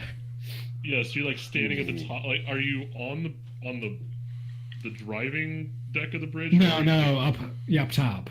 All right, and so you're just like standing there, like holding them in a force bubble, and Yeah. then, like when the cops pull up to the edge of Steelport and like get out of their cars, right? They open like 2 cars like slide to a stop, right? And then you should just like let go, and the 3 bodies drop in front of them. And then I imagine, like it's probably a lot of the cloak billowing in the wind, and it kind of just sort of fades like smoke, just kind of fades away, like it's blown away, kind of, and then it just disappears. Nice. Okay. With that, I could really use a bio break since we hit an edge here.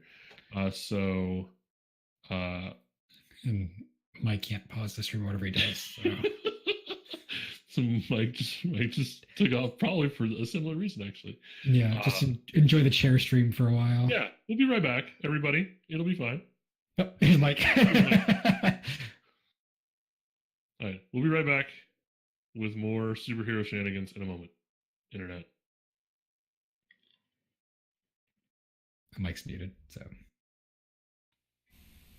Best kind of shenanigans. After these messages, we'll be right back. Okay, there you go. That is an excellent thing to stream. All right, I gotta go.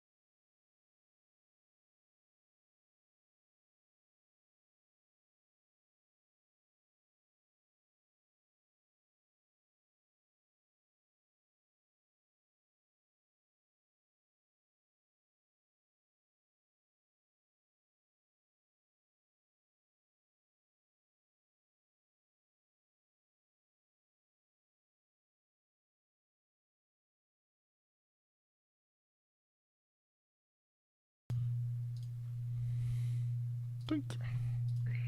Donk. We're good. We're back. We're back. All right. Hello, everyone. And, we are back, having just dispatched Chad, Thad, and Brad, and left them to the tender mercies of the Bureau of Powered People's Deterrence in Steelport. We have made our way back to whence we came. So I think we can probably do. Nobody got beat up too bad that time, right? No, I had a temporary condition, or whatever it is. Yeah. Yeah. Temporary. That's what minors fall away. Minor conditions fall away at the end of the thing because it's just like a thing you got to deal with. And if you don't, it could get worse, but they'll fall away at the end. Yeah. So let's do some like downtime stuffs. How's that sound? Do some slice of life things to get people back where they're headed and looking. Why don't we start? With the person whose space we just invaded? Revenant, what are you doing? You don't have a job anymore, right? No. And I definitely have conditions to get rid of, so this is gonna be another fit in Okay. montage. Okay. So what are you doing? Job. It's job hunting, yes. It's an unfortunate job hunting montage. Looking through the paper. Exactly. Like, Do you go job hunting in the morgue? Do you take over like the position of like people who have passed recently? Yeah, oh, so yeah, there's also partially where he has to get the identity recently died. mm-hmm. Well, yeah, and you could also like part of your fit in because do you have a bond with death? No. No. Yeah, because I mean, part of your gig is like death stuff, right? Mm-hmm. I imagine there could be a fit-in option where you are like shepherding souls to the afterlife, or Actually, I have not hit my bond cap, so I could create that. it's up to you. Whatever you think makes sense. I do Yeah. I like all these ideas. The circling job opportunities, and Yeah. like trying to find a name to apply to them under sounds amazing. So Yeah, so I think he basically has to. There's like a short window between when someone passes away and then actually all their account ceased, that he can use their identity to apply for jobs, and whatever that identity ends up being, that's his name for the next Mhm. period of time. So yeah, that's what he's doing right now. He's trying to make his normal city life back to a little more normal. Okay. I'm trying to decide. I'm trying to remember. Did we ever decide if Alvarez had a first name? Oh, I don't Because I think like so. the idea of like bringing that around full circle, right?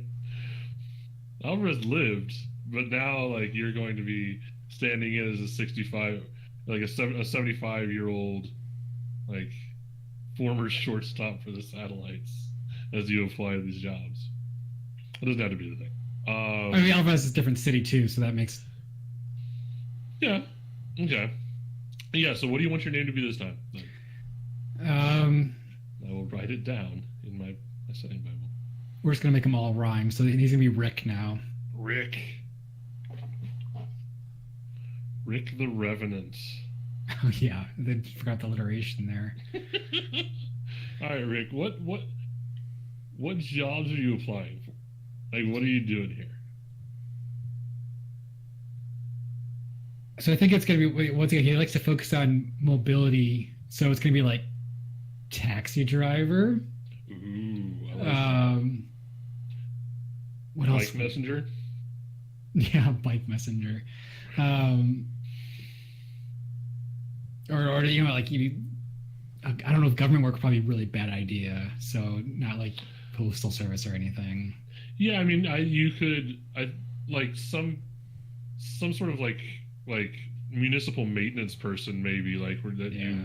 bounced around from like water main to water main or something like that as your day job might make sense. Yeah, or I imagine it's also probably focusing on people that probably pay in cash under the table kind of thing might also be options. So it could be something, a little bit less So you're wholesome. or you're just like an undocumented worker at a plant somewhere, right? Yeah. So I guess depending on the role, we'll see how choices job might be. Yeah, I mean, I think, yeah. So you are fitting in. So yeah, I guess use your Steelport, unless you want to raise a different bond. Then that sounds like if you're looking for jobs in Steelport, the Steelport bond makes sense to me. Yeah, no, I don't think he's trying to create a new bond right now. This is just more about making things more ordinary. Yeah. And a 7. Okay. All right. So you get to remove a number of conditions equal to bond with the city, with the city Steelport. Okay. Which is 2. Still only have one arm. Well, that made it harder to find a job. Really, is the problem. Yeah, right? Disability. What's gonna happen when you show up next week? 2 arms. Yeah.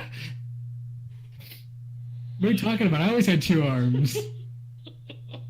Aesthetics are amazing these days. I totally forgot that you were missing an arm too. So yeah. All right. Yeah. So you go. Okay. So it's 7. All right. So what's your like third choice job, right? I think it is something more he's sort of stuck in one place, like a factory kind of gig. He's working on a line somewhere for, Okay, just like putting widgets together. Like yeah, riveting things together over and over and over again. Yeah. I'm trying to think. I imagine like there's probably like okay, that kind of routing job, but he's not necessarily using the right tools. Where he's like using his powers to like force weld things together. Yeah. He's just bored out of his mind. Yeah, just like floating the stuff past him. Yeah. Not bothering with the because your arms get your arm. Yeah, you actually have to use your powers to compensate, right? Because the line's moving fast enough. I imagine it's probably like an empty sleeve and a glove that he has, that he has to manipulate all the time. Do you have like a piece of broomstick like inside that bends? Yeah. And you're gravitationally manipulating it to make it like you have an arm. Yeah. Okay, so you started working at this factory. What is our factory name?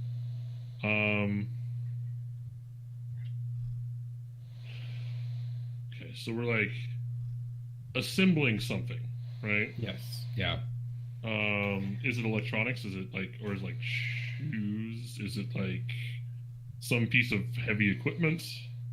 I imagine it's like I was thinking probably being a port, it might be naval, associated with like boats or something. What if this is the McFarland Chain Company?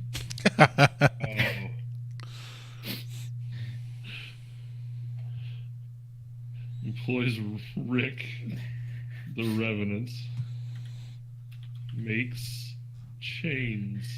Chains for anchors. Yeah, exactly. No, I mean, I'm not like this is a thing that would actually exist, right? Like somebody has to make the chains. Yep. So like, you make chains for industrial purposes, for like drive chains. You make anchor chains. You make, hellborn death chains. You make the chains. The chain chains. Right. You're working on the chain gang?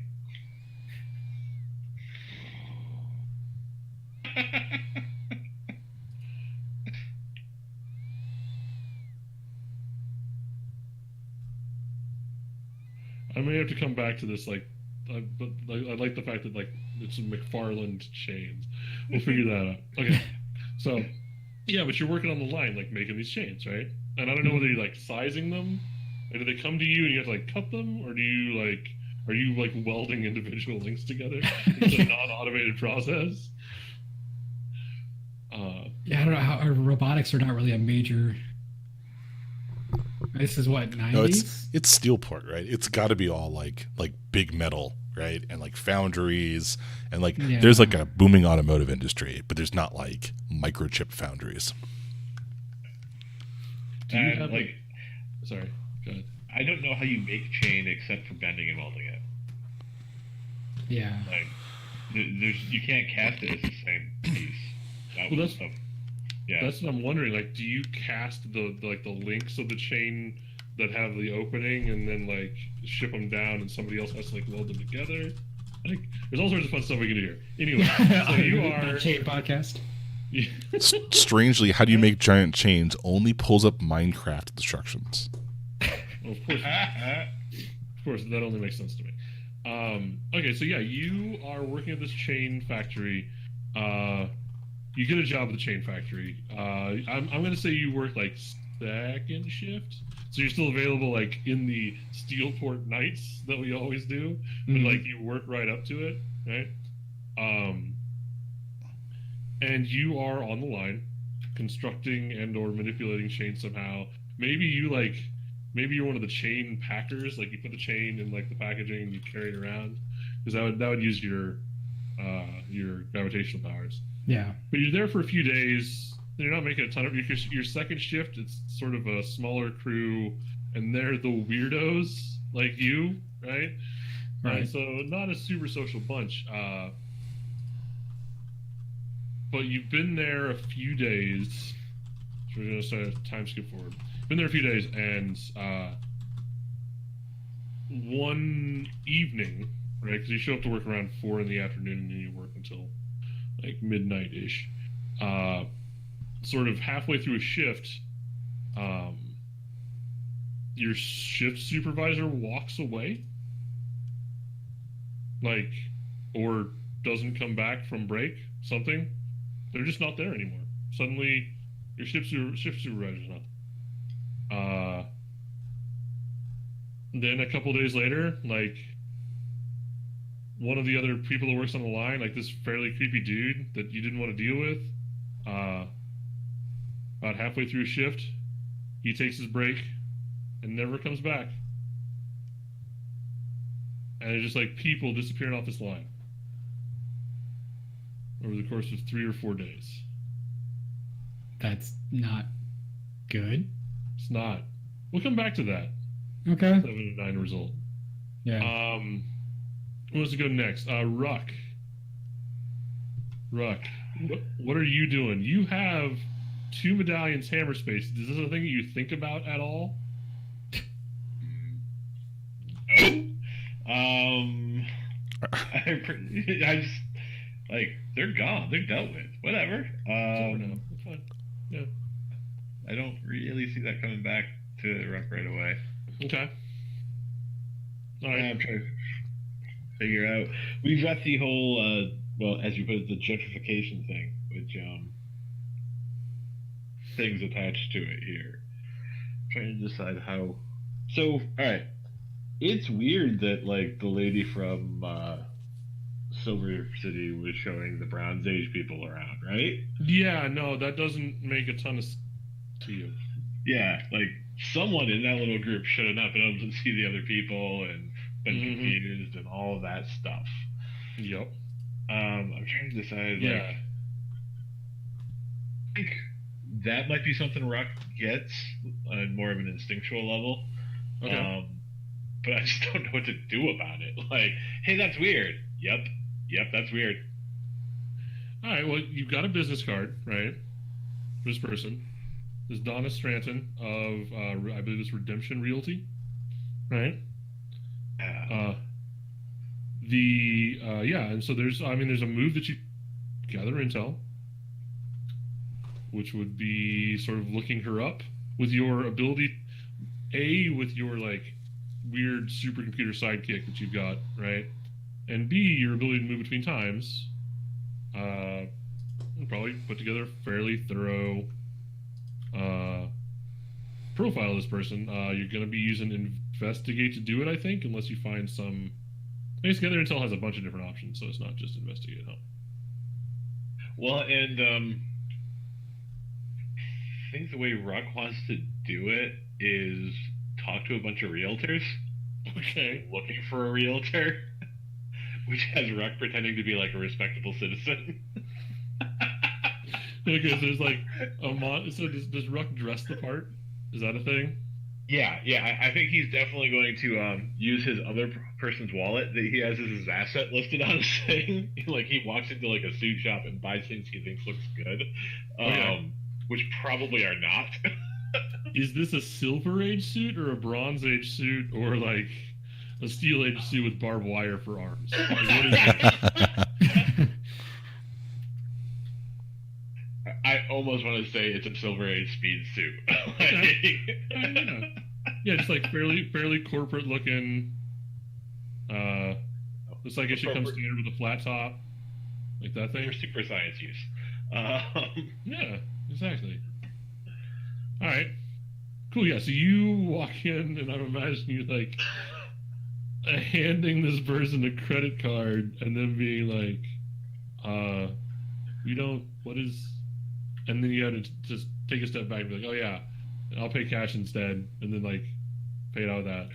Like a whole like montage of you trying on different suits. Yep.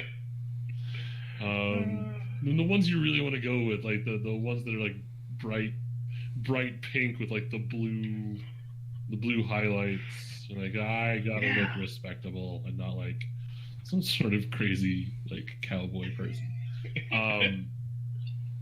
And so at the end you like wind up with this fairly understated like tan suit, right? And then there's another montage, right, where you go and visit, and I imagine there's like we've stopped looking at Ruck now, and it's just like we're looking at a bunch of realtors over desks, right?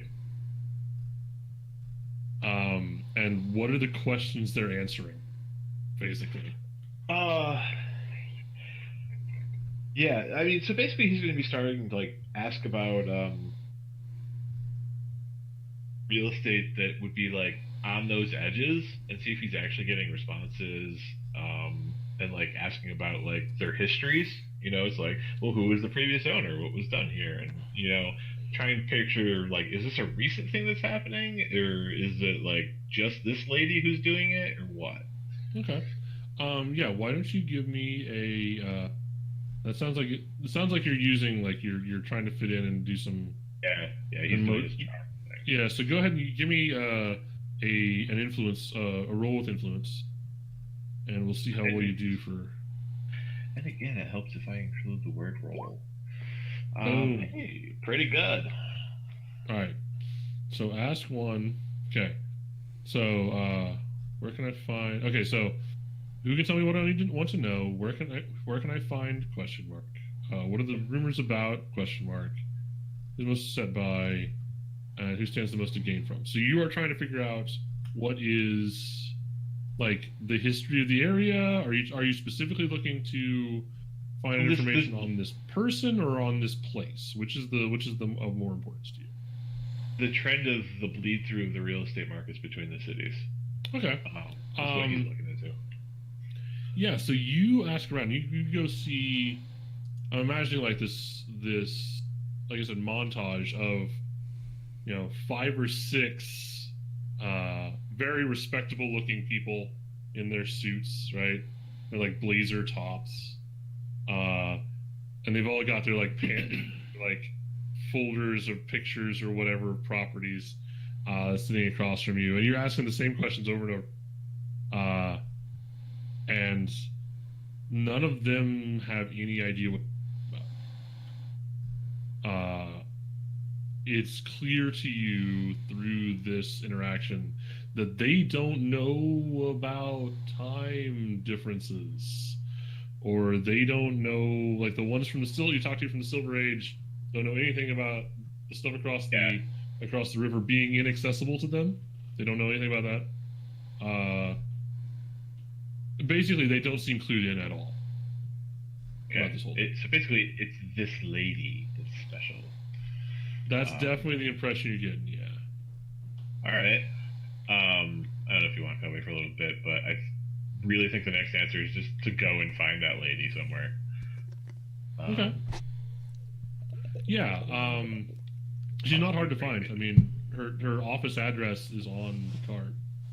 Right. Well, I was just realizing that maybe it would be a good idea to get some more information, like visit off hours and see what kind of paperwork there is. Ooh, that sounds like a thing we can do in a minute. Yep. Yeah. All right. Yeah. So that sounds like we have a couple of different avenues of investigation. Serenity.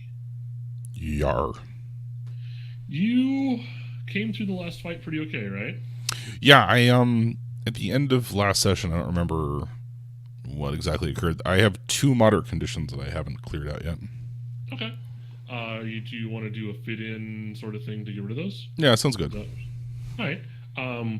What are you doing? Like, let's say that class is not currently in session. Right? Okay. We went. I believe we were headed towards summer. Now it's like summer sessions at the school. You're not enrolled in those. What are you doing right now? Well, I have 2 points of family and 2 points of rucksack that we haven't explored. Okay. Which would you prefer? Because if you go fit in with Ruck's doing some fun stuff right now. Yeah, that'd be funny. Okay. Because I have There you go. no idea what kind of family Serenity he has. So That's what I was about to ask, because that's the thing we're going to have to come up with if we go do that. So, and that's fine. I'm totally into exploring that, but we kind of need to. It would be some details we have to generate on the fly. So let's go. Let's take Serenity and Ruck. Head over and start. Let's say you were part of the like real estate scam. No, let's insert Serenity into all of those scenes, right? Like Ruck's buying a suit, right? And Serenity's just sort of sitting there. She doesn't have a cell phone to be on. No, the majority. What? Yeah. And telling him no to the majority of the ones he looks at. Oh yeah. Yeah, like giving him constant like disbelieving side eye. right, you can't wear a white suit with a white tie. Make him work. Like he comes out with a cowboy hat on at one Right. point. Like, this is what they dress like on Earth, right? Yeah. Look, I'm a cow person. Okay, and then are you two like posing as like a couple when you meet the realtors then? Well, I Ruck, did you pick out your suit yet? I may have missed that part if you did. Because if not, it's got to be like pinstripe mobster-esque, right? Yeah, he'll defer to your choice on that because, like, most of the time he dresses in stuff that's like very, very 70s-ish. Well, I'm thinking like Star Trek TOS, the scenes where Kirk and Spock go to Gangster Earth. Mm-hmm. with the fedora, like the pinstripe fedora too. Yeah. I seem to recall it being fairly 70s. Quick question: are you carrying your medallions, your new medallions, Serenity? Did you bring those with you? Did you stash them somewhere? I don't think I have reason to have them. Okay. Because, like... Sitting in your jewelry box at home. Yeah, I mean, that's totally a reasonable answer, right? I mean, like, if I didn't put them on, right, then they're just kind of like stuff that I've stolen from, like... Yeah, like maybe I gave them to the voyeur to put them in, like, the temporal displacement, the temporal safety box, right? That's an interesting thing, and we'll come back to that. Yeah, The display case. Yeah. He's a voyeur. Whatever happened? That's true. The safety display case. Whatever happens to them, we'll make sure it's interesting. I'm not gonna just like take them off the screen, but that's yeah. I imagine like you going like Mr. T. Oh no. That is awesome. I like that idea, but no way. All right. Yeah. So you all find out about this. Between the two of you, and since you're from Bronze Bridges, right? You sort of know what things look like over there now. And when you're talking to these Silver Age realtors, the things that they're telling you don't really match up about like the development along the waterfronts and like Right. No one wants to where live on the housing river. is now, and all these things. Like maybe they were true 15, 20 years ago, but they're not true now for you. Right? These people are not clued in at all. But yeah, you've got the card from Donna Stranton of Redemption Real Estate. Looks like she works out of a. She actually works out of a brownstone in one of the nicer-ish areas in Bronzebridges, actually. And if you wanted to say visit overnight one night, this is certainly a thing that can happen.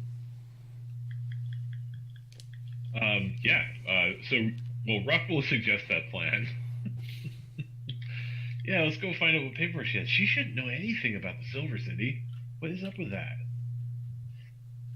Something's up. Need to gather some intel before we go see her. Okay. I'm stumped at the process of gathering intel. Were you doing your fit in to repair conditions? No, yes, I am, but Yeah. I was trying to with be Ruck, stumped though. at the process. so- Yeah. I just the Sorry. interesting thing is if it causes danger or not. That's what the Yeah, so what my plan is for that is if you do go along with like investigative plan here of breaking and entering into this person's office area, whether or not danger materializes from your fit in roll will determine how that whole thing goes, right? All right. Essentially your engagement roll for the break in and robbery for water gating her. Gotcha. Right? Yeah, that's very good. All right, I'm rolling plus pawn then, right? Yep. It's only a 9. All right. Well, you still get to A, remove 2 conditions, and B, raise your bond with a Ruck by 1. Assuming you haven't hit bond cap yet. What's the bond camp? Well, it depended on. So it's 3 or 2 because you get 1 freebie with each of your teammates, plus a number related to how many powers you got at the beginning. So my threshold, it's not a threshold, right? Probably 7. Yeah, that's what I mean. Yeah, threshold. G10 to G17 is literally just these. I think it's probably 7 for Firefly, and I think it was 5 for yeah. That sounds right. Yeah, because That like sounds right. both are evident, and Ruck took ones that were slightly less connected to the world. Because yeah, All right. So yeah, you come to this brownstone. I assume you're going like. Are you going late at night? Are you going like obviously after business hours, but when it's still daylight Yeah. outside? no, What is your plan of entry here? straight up burglary was my plan. I don't know what Firefly feels about that. I mean, the burgle Burn a portion hole of in the the wall plan and is stuff through. tough. But yeah, I mean, All right. Yeah. So it's at night. You are in her, and like I said, it's in a brownstone. It's a fairly well appointed office. This is the 70s, 60s, 70s. So there's no computers. There's some phones. There's a bunch of drawers full of files. gonna do and a you massive are file picking- transfer. You can pick through them, look through them. She's got a bunch of brochures. She's got a bunch of like clippings for house listings. Yeah. Yeah, but Inside these, sorry, go ahead. end up pulling out the holographic buddy to let the smart people who live inside me have all this information. Okay. And you just do you just like flash papers at it until it tells you to stop? And basically, like, yeah, read through this, figure out what's happening. It's like, yeah. So you do that. Are you on lookout then, Serenity? Or Yeah. Are you? I'll Okay.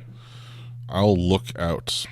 I mean, I can investigate. Okay, poke around with things if necessary as well. Alright. Well, so you after it doesn't take too long. I mean, this is a lot of papers to go through. Ruck's got sort of an advantage there. That'll probably take it down a fair amount of time. And he managed to do so.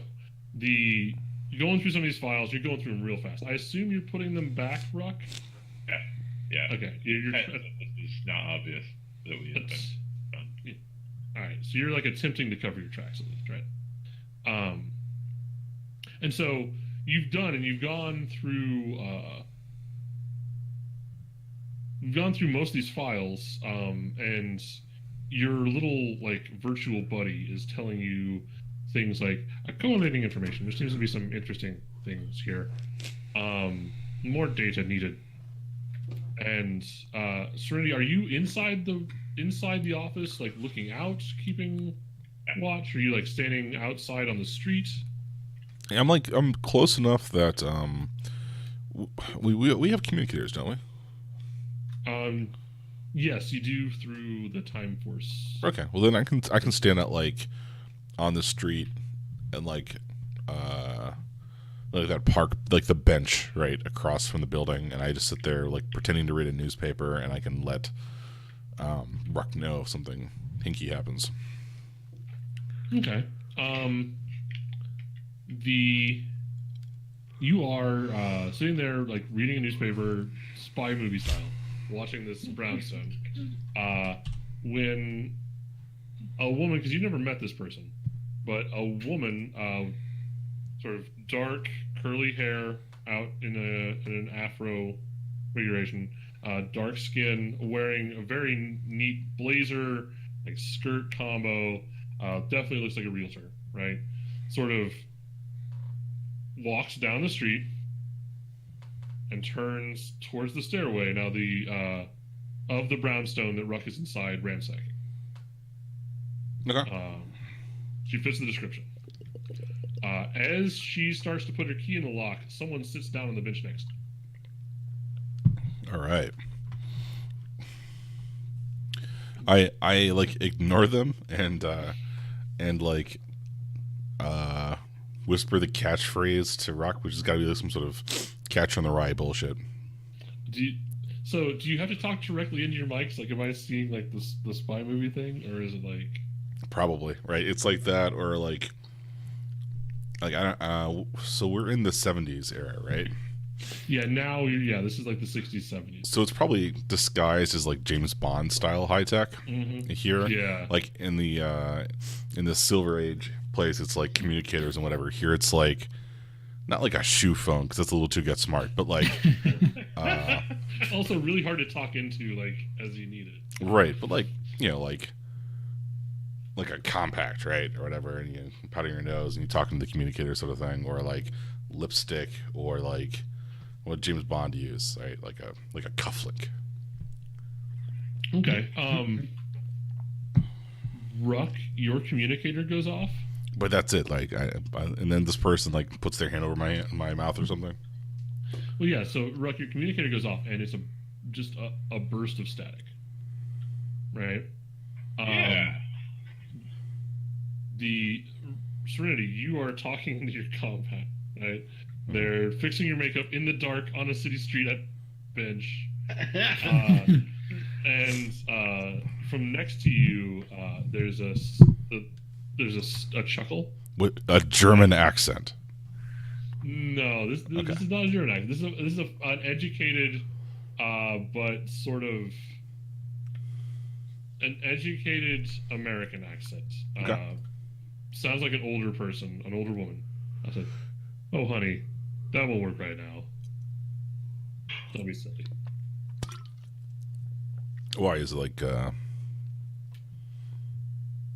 I've got like, is the bruises showing, or like what's not going to work right now? You're that silly communicator you have. That's oh, you have so much to learn. Oh well, unfortunately, I really only have 2 stages to my my attempts at I'm not gonna know what 007 is at at this cloak and dagger bullshit. You might know. You might know. When did the first Bond movie come out? I think, yeah, Dr. No was in 62. I was gonna say Casino Royale, just to, like, for all the millennials out there. Yeah. In Casino 2004. Royale was in 1967. That actually puts it pretty close to where we've kind of determined Firefly specifically lives, right? Sure. Yeah. That might be like the last, like that was the one that she remembers. Yeah. So like yeah, so I'll say well, I mean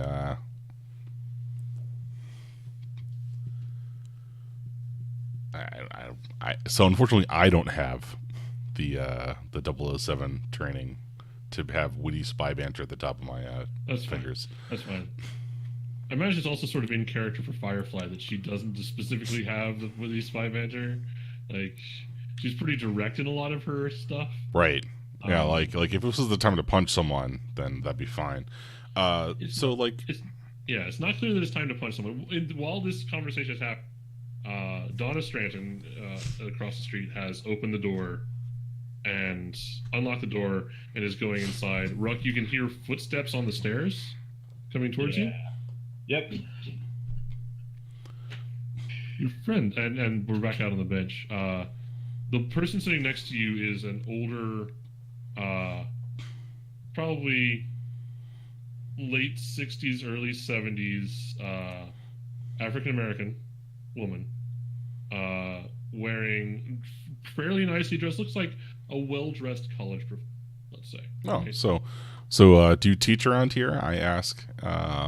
You know, like, are you an adjunct of some sort? I don't know education either. Apparently, adjunct. yeah. Adjunct is an interesting term. I suppose it applies in this case. You, my dear, should leave and bother yourself about this. And she sort of waves her hand to Johnstone. No longer. This is none of your concern. Oh well, so you say that, but this is a property of interest to me, and in a long-term business investment that me and my limited liability corporation, I don't know what LLC stands for. Apparently, my actual real-life knowledge is apparently video games and a little bit of alcohol, and that's it. There you go. Oh, this place isn't for sale, but you already knew that.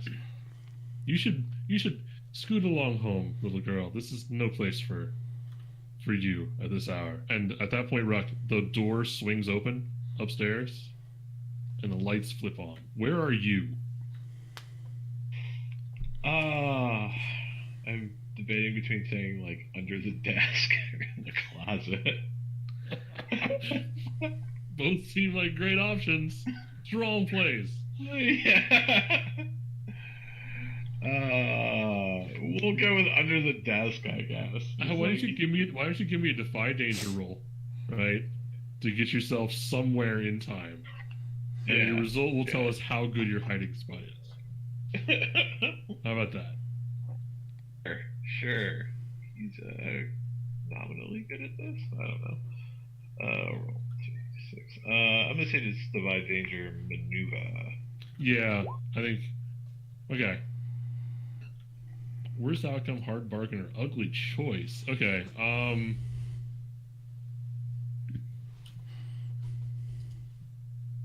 you have... So you make it under the desk in time to not get solved, right? Yeah. But you have left a pile of papers, right? Yep. Stuff that you've been flipping at or showing to your holographic buddy, right? But you haven't had a chance to refile yet. So just like a bunch of papers out on the desk, right? And this woman who you don't get a great look at because you're under the desk, right? But she's wearing the same sort of, she's wearing realtor shoes, realtor clothes from what you can see sort of from your vantage point. And her voice sounds like the woman you talked to, the realtor. And she starts picking around at the desk from the opposite side, like over the front of the desk. Yeah. And sort of poking through the papers. It's like, Marcia, we're gonna have to have a talk about this. These neatly filed at the end of every business day. This is not acceptable." And she's sort of like flipping things out of the way and patting around, and she grabs her keys. Okay. So I'm just going Marsha in my head. Exactly. Marsha. That was the first name that jumped in my head, and I did exactly say that. So she swipes her keys. Now, here's the question I have for you with your hard choice area. Your hammer space thing. Yep. Okay, now I'm going to say it a different way. Your hammer space thing has rejected the medallions. And it shows this moment to do so. It's like, we can't contain this. Whatever this is wrong. So the medallions are now on the desk. Oh. Specifically, one of the medallions is like threaded through her keychain somehow. And that's a very rough situation. And so she grabs her keys and like goes to leave, carrying one of the medallions out with her. This is horrible, but I don't think Rec cares as much. Like, it's horrible long-term thinking, but like, oh sweet, I can get away with this. Yeah. So yeah, he's just quietly like, okay. So that happens. She starts walking out. She locks the door behind herself and starts going down the stairs. Out on the park bench, the older woman, the professor, sort of genially sort of pats the leg of Serenity. Says, "You're out of your league here, hon. You should not be meddling in things that you do not understand. I don't have any. I suggest you head home and stay there." At which point she like starts standing up. So I like put my hand in front of her face and like snap my fingers, and like have a flame like dance on my finger, sort of thing. Okay. And like, no, sit. Let me offer you a light, and we can talk. We can, this is congenial. We should have a good talk about different things, about why we should stay out of things, and how things are dangerous for certain kinds of people, and which one of us is flammable, that sort of thing. So sad Rock missed that. All right. So let me make a note here real quick about medallion ownership. What are you referring to? I don't understand.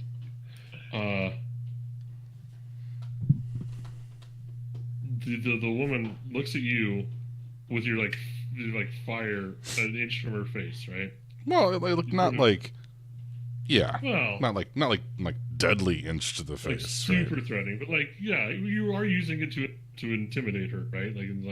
I have powers, you should respect me, sort of way. Yeah. All right. So you see, she sort of laughs again and turns back to you to address, because she was getting ready to walk away. And you see her sort of pull her sweater vest-ish thing out of the way, and she reaches in and she pulls out one of the medallions. Right? Wait, didn't we get them all already? Pull out one of the medallions, and then she reaches out with the other hand, and she attempts to grab your hand. Okay. Are you gonna let her? Well, I mean, like, that seems inadvisable. It does, doesn't it? Yeah. So, like, hitting her a bit with a bench is overkill.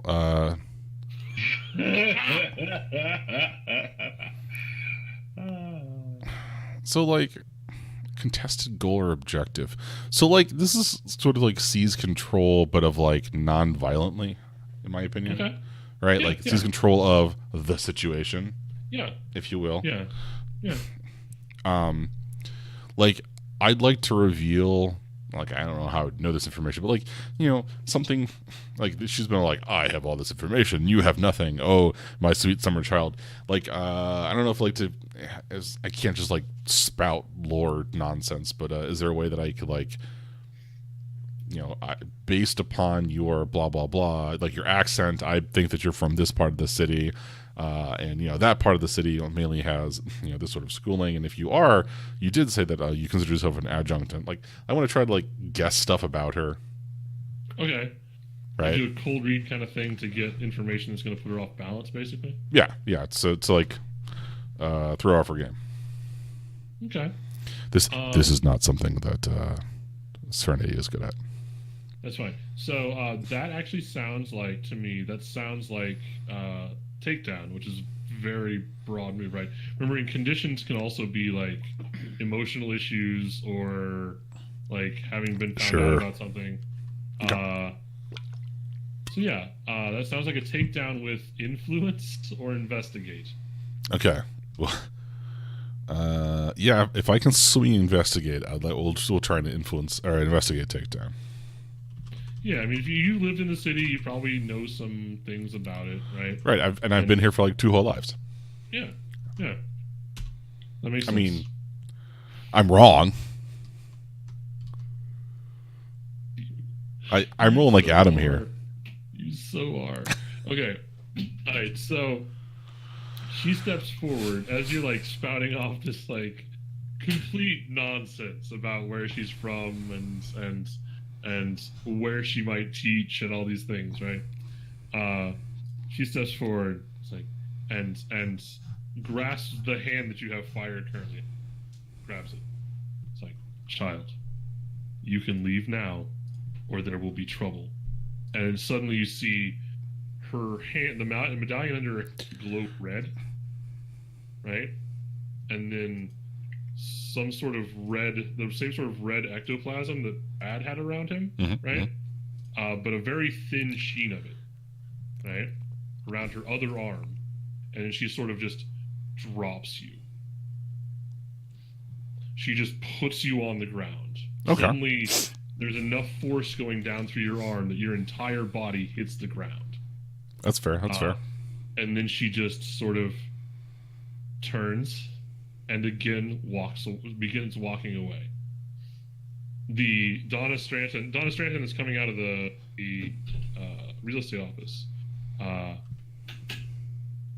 Doesn't seem to notice any of this is going on and sort of just turns and walks the other way down the street. Does my communicator work again? You can try it. I see if Ruck comes in. Ruck, are you there? Yeah, you can hear him, Ruck. So did you get whatever you need? Or there's this person outside and I really want to punch them and I'm not sure if I'm asking you to talk me out of it. But possibly. Yeah, hey, watch out. The real estate lady I told you was just a normal person might have one of the medallions now. Just fair warning. Yeah, the person that I talked to out here has a medallion too. Did you talk to her before she came inside? I talked to somebody. No, there was another person. Multiple people. Medallion. Yeah. Okay, this is getting super weird. I didn't realize there were so many zodiac signs. 3 months? Like Taurus and...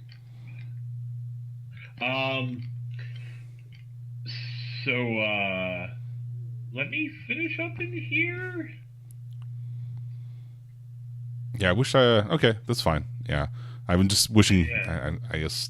I'm wishing that I was Batman would be probably fourth wall breaking, but had the ability to like fling some sort of tracking device on this person is not anywhere near my wheelhouse. Yeah, so let's cut away. That situation has hit its... Well, I wanted to make one more thing. Okay. Is that Ruck does carefully clean up all the paperwork now because he's basically trying to gaslight the lady. Okay. All right. Nice. Okay. Cool. So yeah, you put all the stuff back away. There's no more incidents there. We will cut back to. Can I add another one? Sorry. Or like, can I bug her office? I mean, that seems like very much within your ability set, right? Like you almost certainly have some sort of thing to do that with. And like, I wouldn't have done it before, but like, I think Ruck found out at least that something's up with the medallions, and this is fucking weird. So he's actually taking this somewhat seriously. So yeah, I don't know what role we would be talking about to bug her office with a space bug. Yeah, no, I mean, let's say that happens, and then we'll if it becomes a potential issue of discovery later, we'll come back to it. How about that? Yeah, that makes sense to me. Okay. All right, let me make a note that Donna's office is bugged. Literal space insect. Yeah, it's space bug. Yeah, yeah. it's like a centipede, or like one of those house centipedes that crawls around and tells you the things that she says there. Yeah. Okay. All right. So the Revenant, you are. Yeah. So you've been working this job for a week or so, and you've seen several coworkers go like just suddenly drop off the face of the earth. Or manager. You have a connection with death. You get your powers from death. Do you get like Deathograms? Yeah, is there like a calendar update when a death happens? Do you get those death alerts? I mean, I have an ability from the special moves from the backgrounds called Seeking a Ghost. Okay, what's that do? That sounds awesome. Let's talk about that. So it I don't know how much it applies. It says whenever you use your experience with death and beyond to learn more about or intimidate someone for the first time, roll plus influence. Then you can ask questions about them. Okay. But it's, I don't know, like I said, maybe reading through it, it might be very applicable to the situation, but yeah, it implies a connection at least. Yeah. Well, okay, so the first thing that are you wanting to investigate what's going on? Is this a thing that you would be interested in, or are you just gonna like put your head down, collect a paycheck? I feel like, if nothing else, to preserve this job that he had to go through all this shit to get, it doesn't want something really suspicious happening on his shift that's going to draw too much attention to him. Okay. Yeah. Well, then give me. Yeah. Then let's figure out what you're doing. If you're looking for information, like, are you using your breaks to try to locate people? Are you like asking around to your fellow coworkers about the people who have disappeared? Are you coming back after your shift and looking at stuff? What's the methodology here?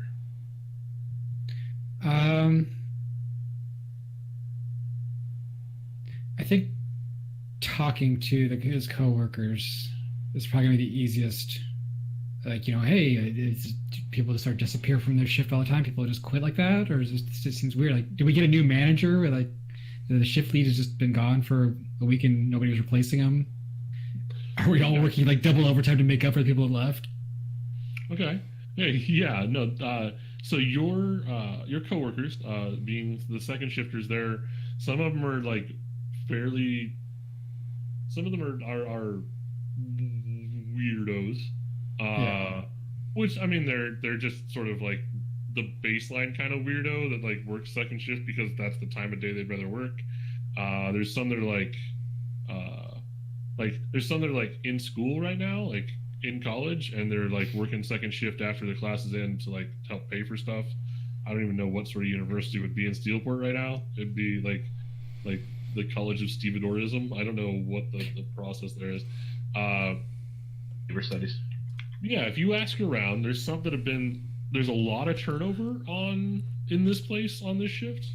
But you can probably find some stuff out. Why don't you give me if you're asking your coworkers, why don't you give me an influence roll and we'll gather intel with it, okay? 6 plus influence. 6. Off by 1. Alright, that's fine. That's fine. Because here's what's gonna happen, right? You are on your break, right? Mhm. And you're in the break room. Do you eat? Did we cover this yet? No, Required he sustenance.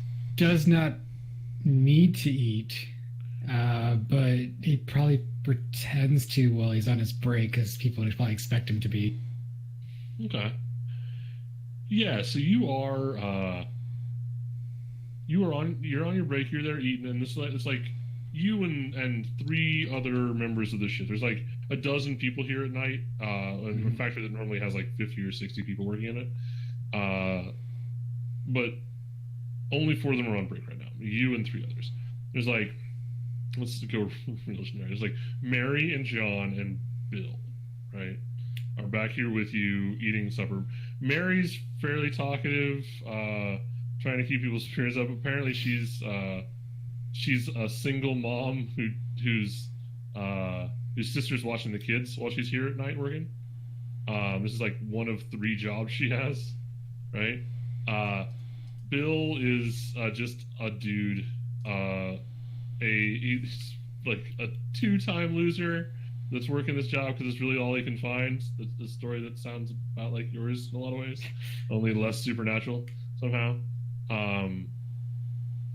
Mary, did I say Paul and Bill? I don't know. The other one, let's call the other one Paul now. Is a college kid who's working here, who's been working here since high school nights, and is still working here while he's in college trying to get an engineering degree, right? They've promised him some sort of like gig once he's got the engineering degree done. They're help him pay for a little bit of his school, but he's also working here. It's the whole deal, right? Mm-hmm. So, but Paul, after about 10 minutes talking with you guys on your half-hour lunch break, decides he's going to go out and smoke a cigarette outside the factory. There's no smoking inside the factory. Safety first, right?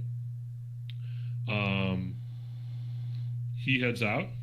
He offers anybody wants to join him, they can. Otherwise, he'll be back in a few minutes. Do you go with him? I want to literally shadow him. Okay. All right. So maybe it seems like I'm going to go to the bathroom or something, or I don't know. You know, it's not people going to the bathroom, but I won't say I'm joining him, but I will. It just seems like an opportune time for someone to disappear. So. Okay, yeah. So they don't keep all the lights on at night. It's a power saving thing, especially back in like the office-ish area, away from the floor. On the floor, it's like an OSHA issue that they sort of respect, but away from the floor, it's not a thing. So yeah, so you follow sort of like him out the main office building doors, and you're bouncing from shadow to shadow inside, and he sort of walks out the doors into the alleyway sort of behind the warehouse with the big dumpsters. It looks directly onto another warehouse like 12 feet away, right? They're pretty packed up in here. Alleyway is kind of cluttered. It's got enough room for like a vehicle, but not a ton. And he's just sort of out there, and you see him light up, start smoking. Do you go outside? Do you like tell Shadowport outside somewhere to watch him from out there? Or are you going to try to keep track of him from like inside the building? From the roof, we'll say. Okay. Yeah, you bounce up onto the roof. I like that.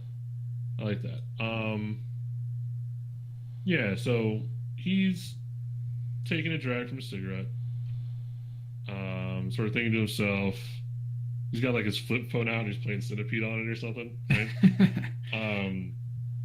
And you notice from the rooftop, you get this feeling, like this really, like you're used to dealing with death, right? Mm-hmm. Like that's not a feeling that bothers you anymore, but like something worse than that, like just suddenly like appears in your consciousness, like nearby something is bad, really bad. And you get this like gut level feeling that it's getting.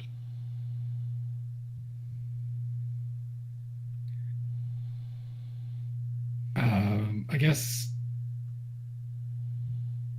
I mean, I don't know how I would do, but I'm effectively trying to use the examine menu. Okay. Although I don't think I have much for investigate. But anyways, I'm basically trying to pinpoint where this feeling is coming from Yeah. before it hits this guy. That sounds right. Yeah. Give me a roll with it. Yeah. So like you're trusting your feelings here. Yeah. You're An 8. We'll ask one at least. That's one. Yeah. I mean,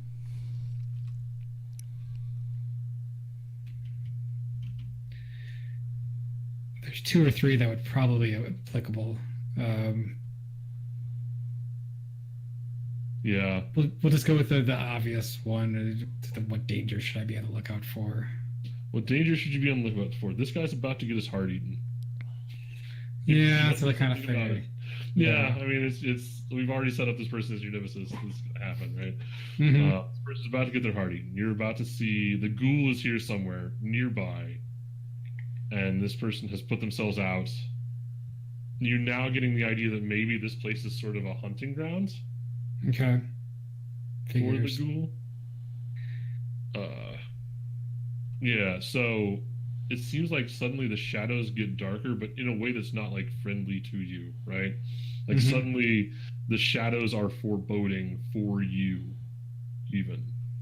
You can see the Paul down there sort of shiver a little bit and throw down a cigarette and start stomping it out. And a black shape materializes from the darkness of the alley and rushes towards him. Okay, I'm going to.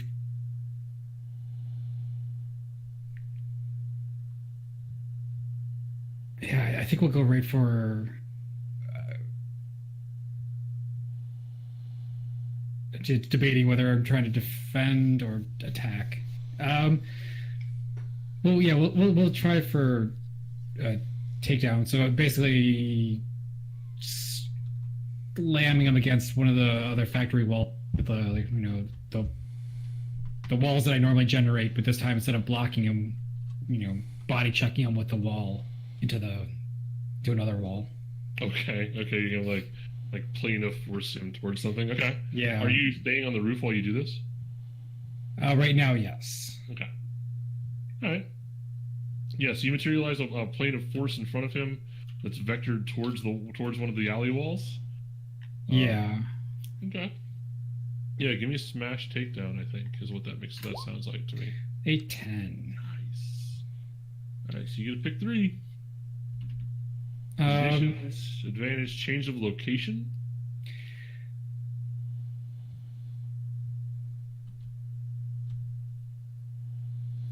let's do a moderate condition, and I'm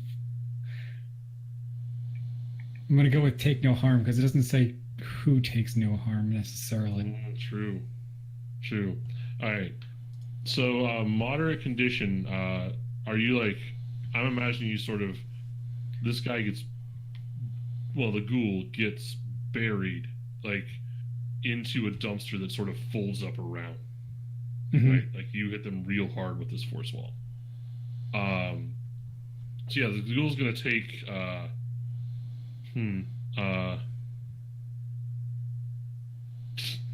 Dumpster dove. Moderate condition. And there's a snarl. It's like this inhuman, terrible noise.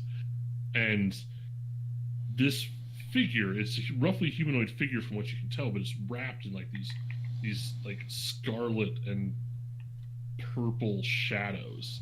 And as you slam it into the dumpster, you can see that there's like those shadows are sort of almost like they're like spider legs. They're looking for something to grab onto to push and get free of as this thing snarls. Paul stops pumping out a cigarette and takes a second to like register what just happened, and then immediately turns and is gonna go try to swipe himself back into the building to get the hell away from this situation, right? As he's attempting to swipe back in, the shape sort of extracts itself from the dumpster, and like 3 or 4 tendrils of like dark scarlet or purple shadows just sort of zip into the walls around him and embed themselves, attempting to sort of trap him in place, it looks like.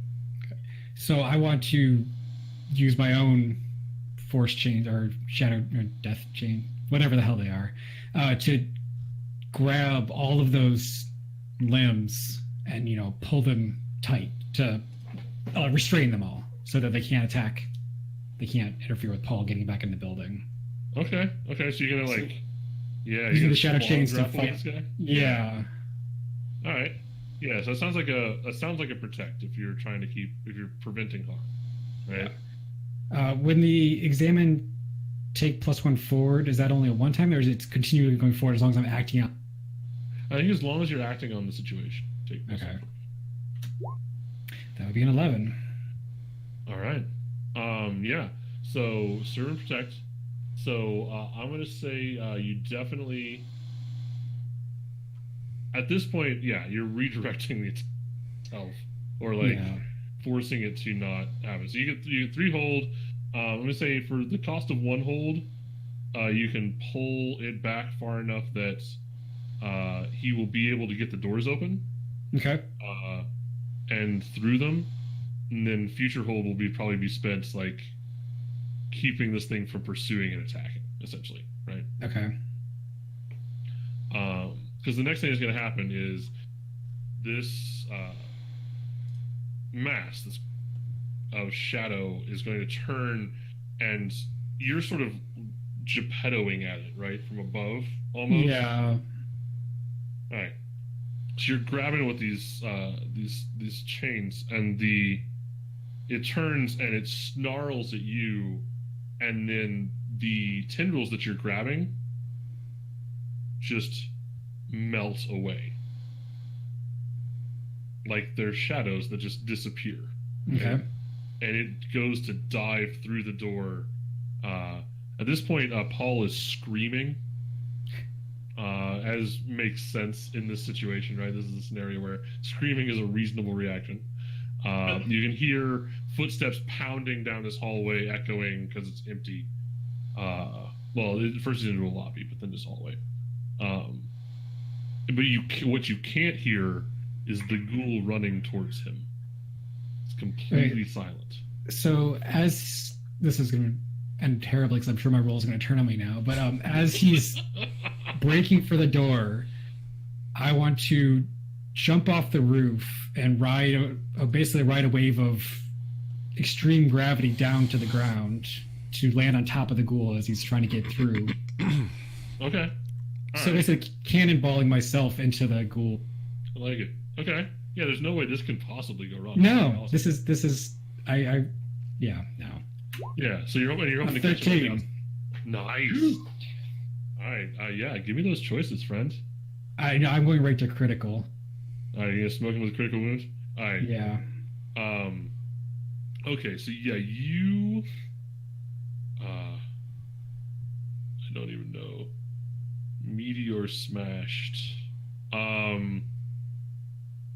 Yeah, so again, the black shape under you snarls as you hit it with this like meteoric force and smash into the ground. The entranceway is the doors that open up into this area behind.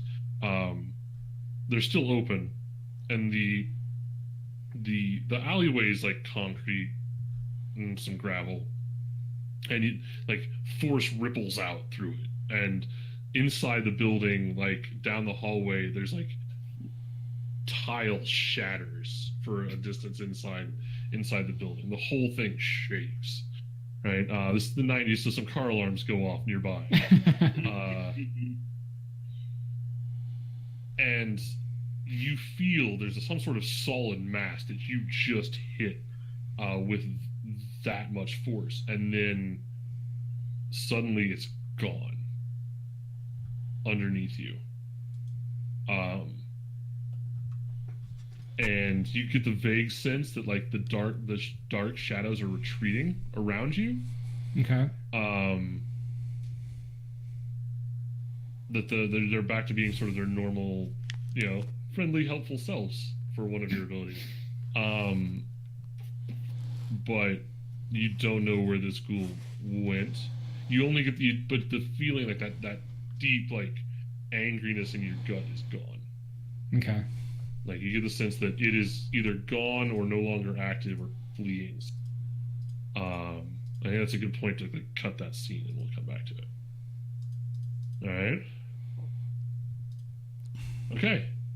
I feel good with where we got to so far tonight.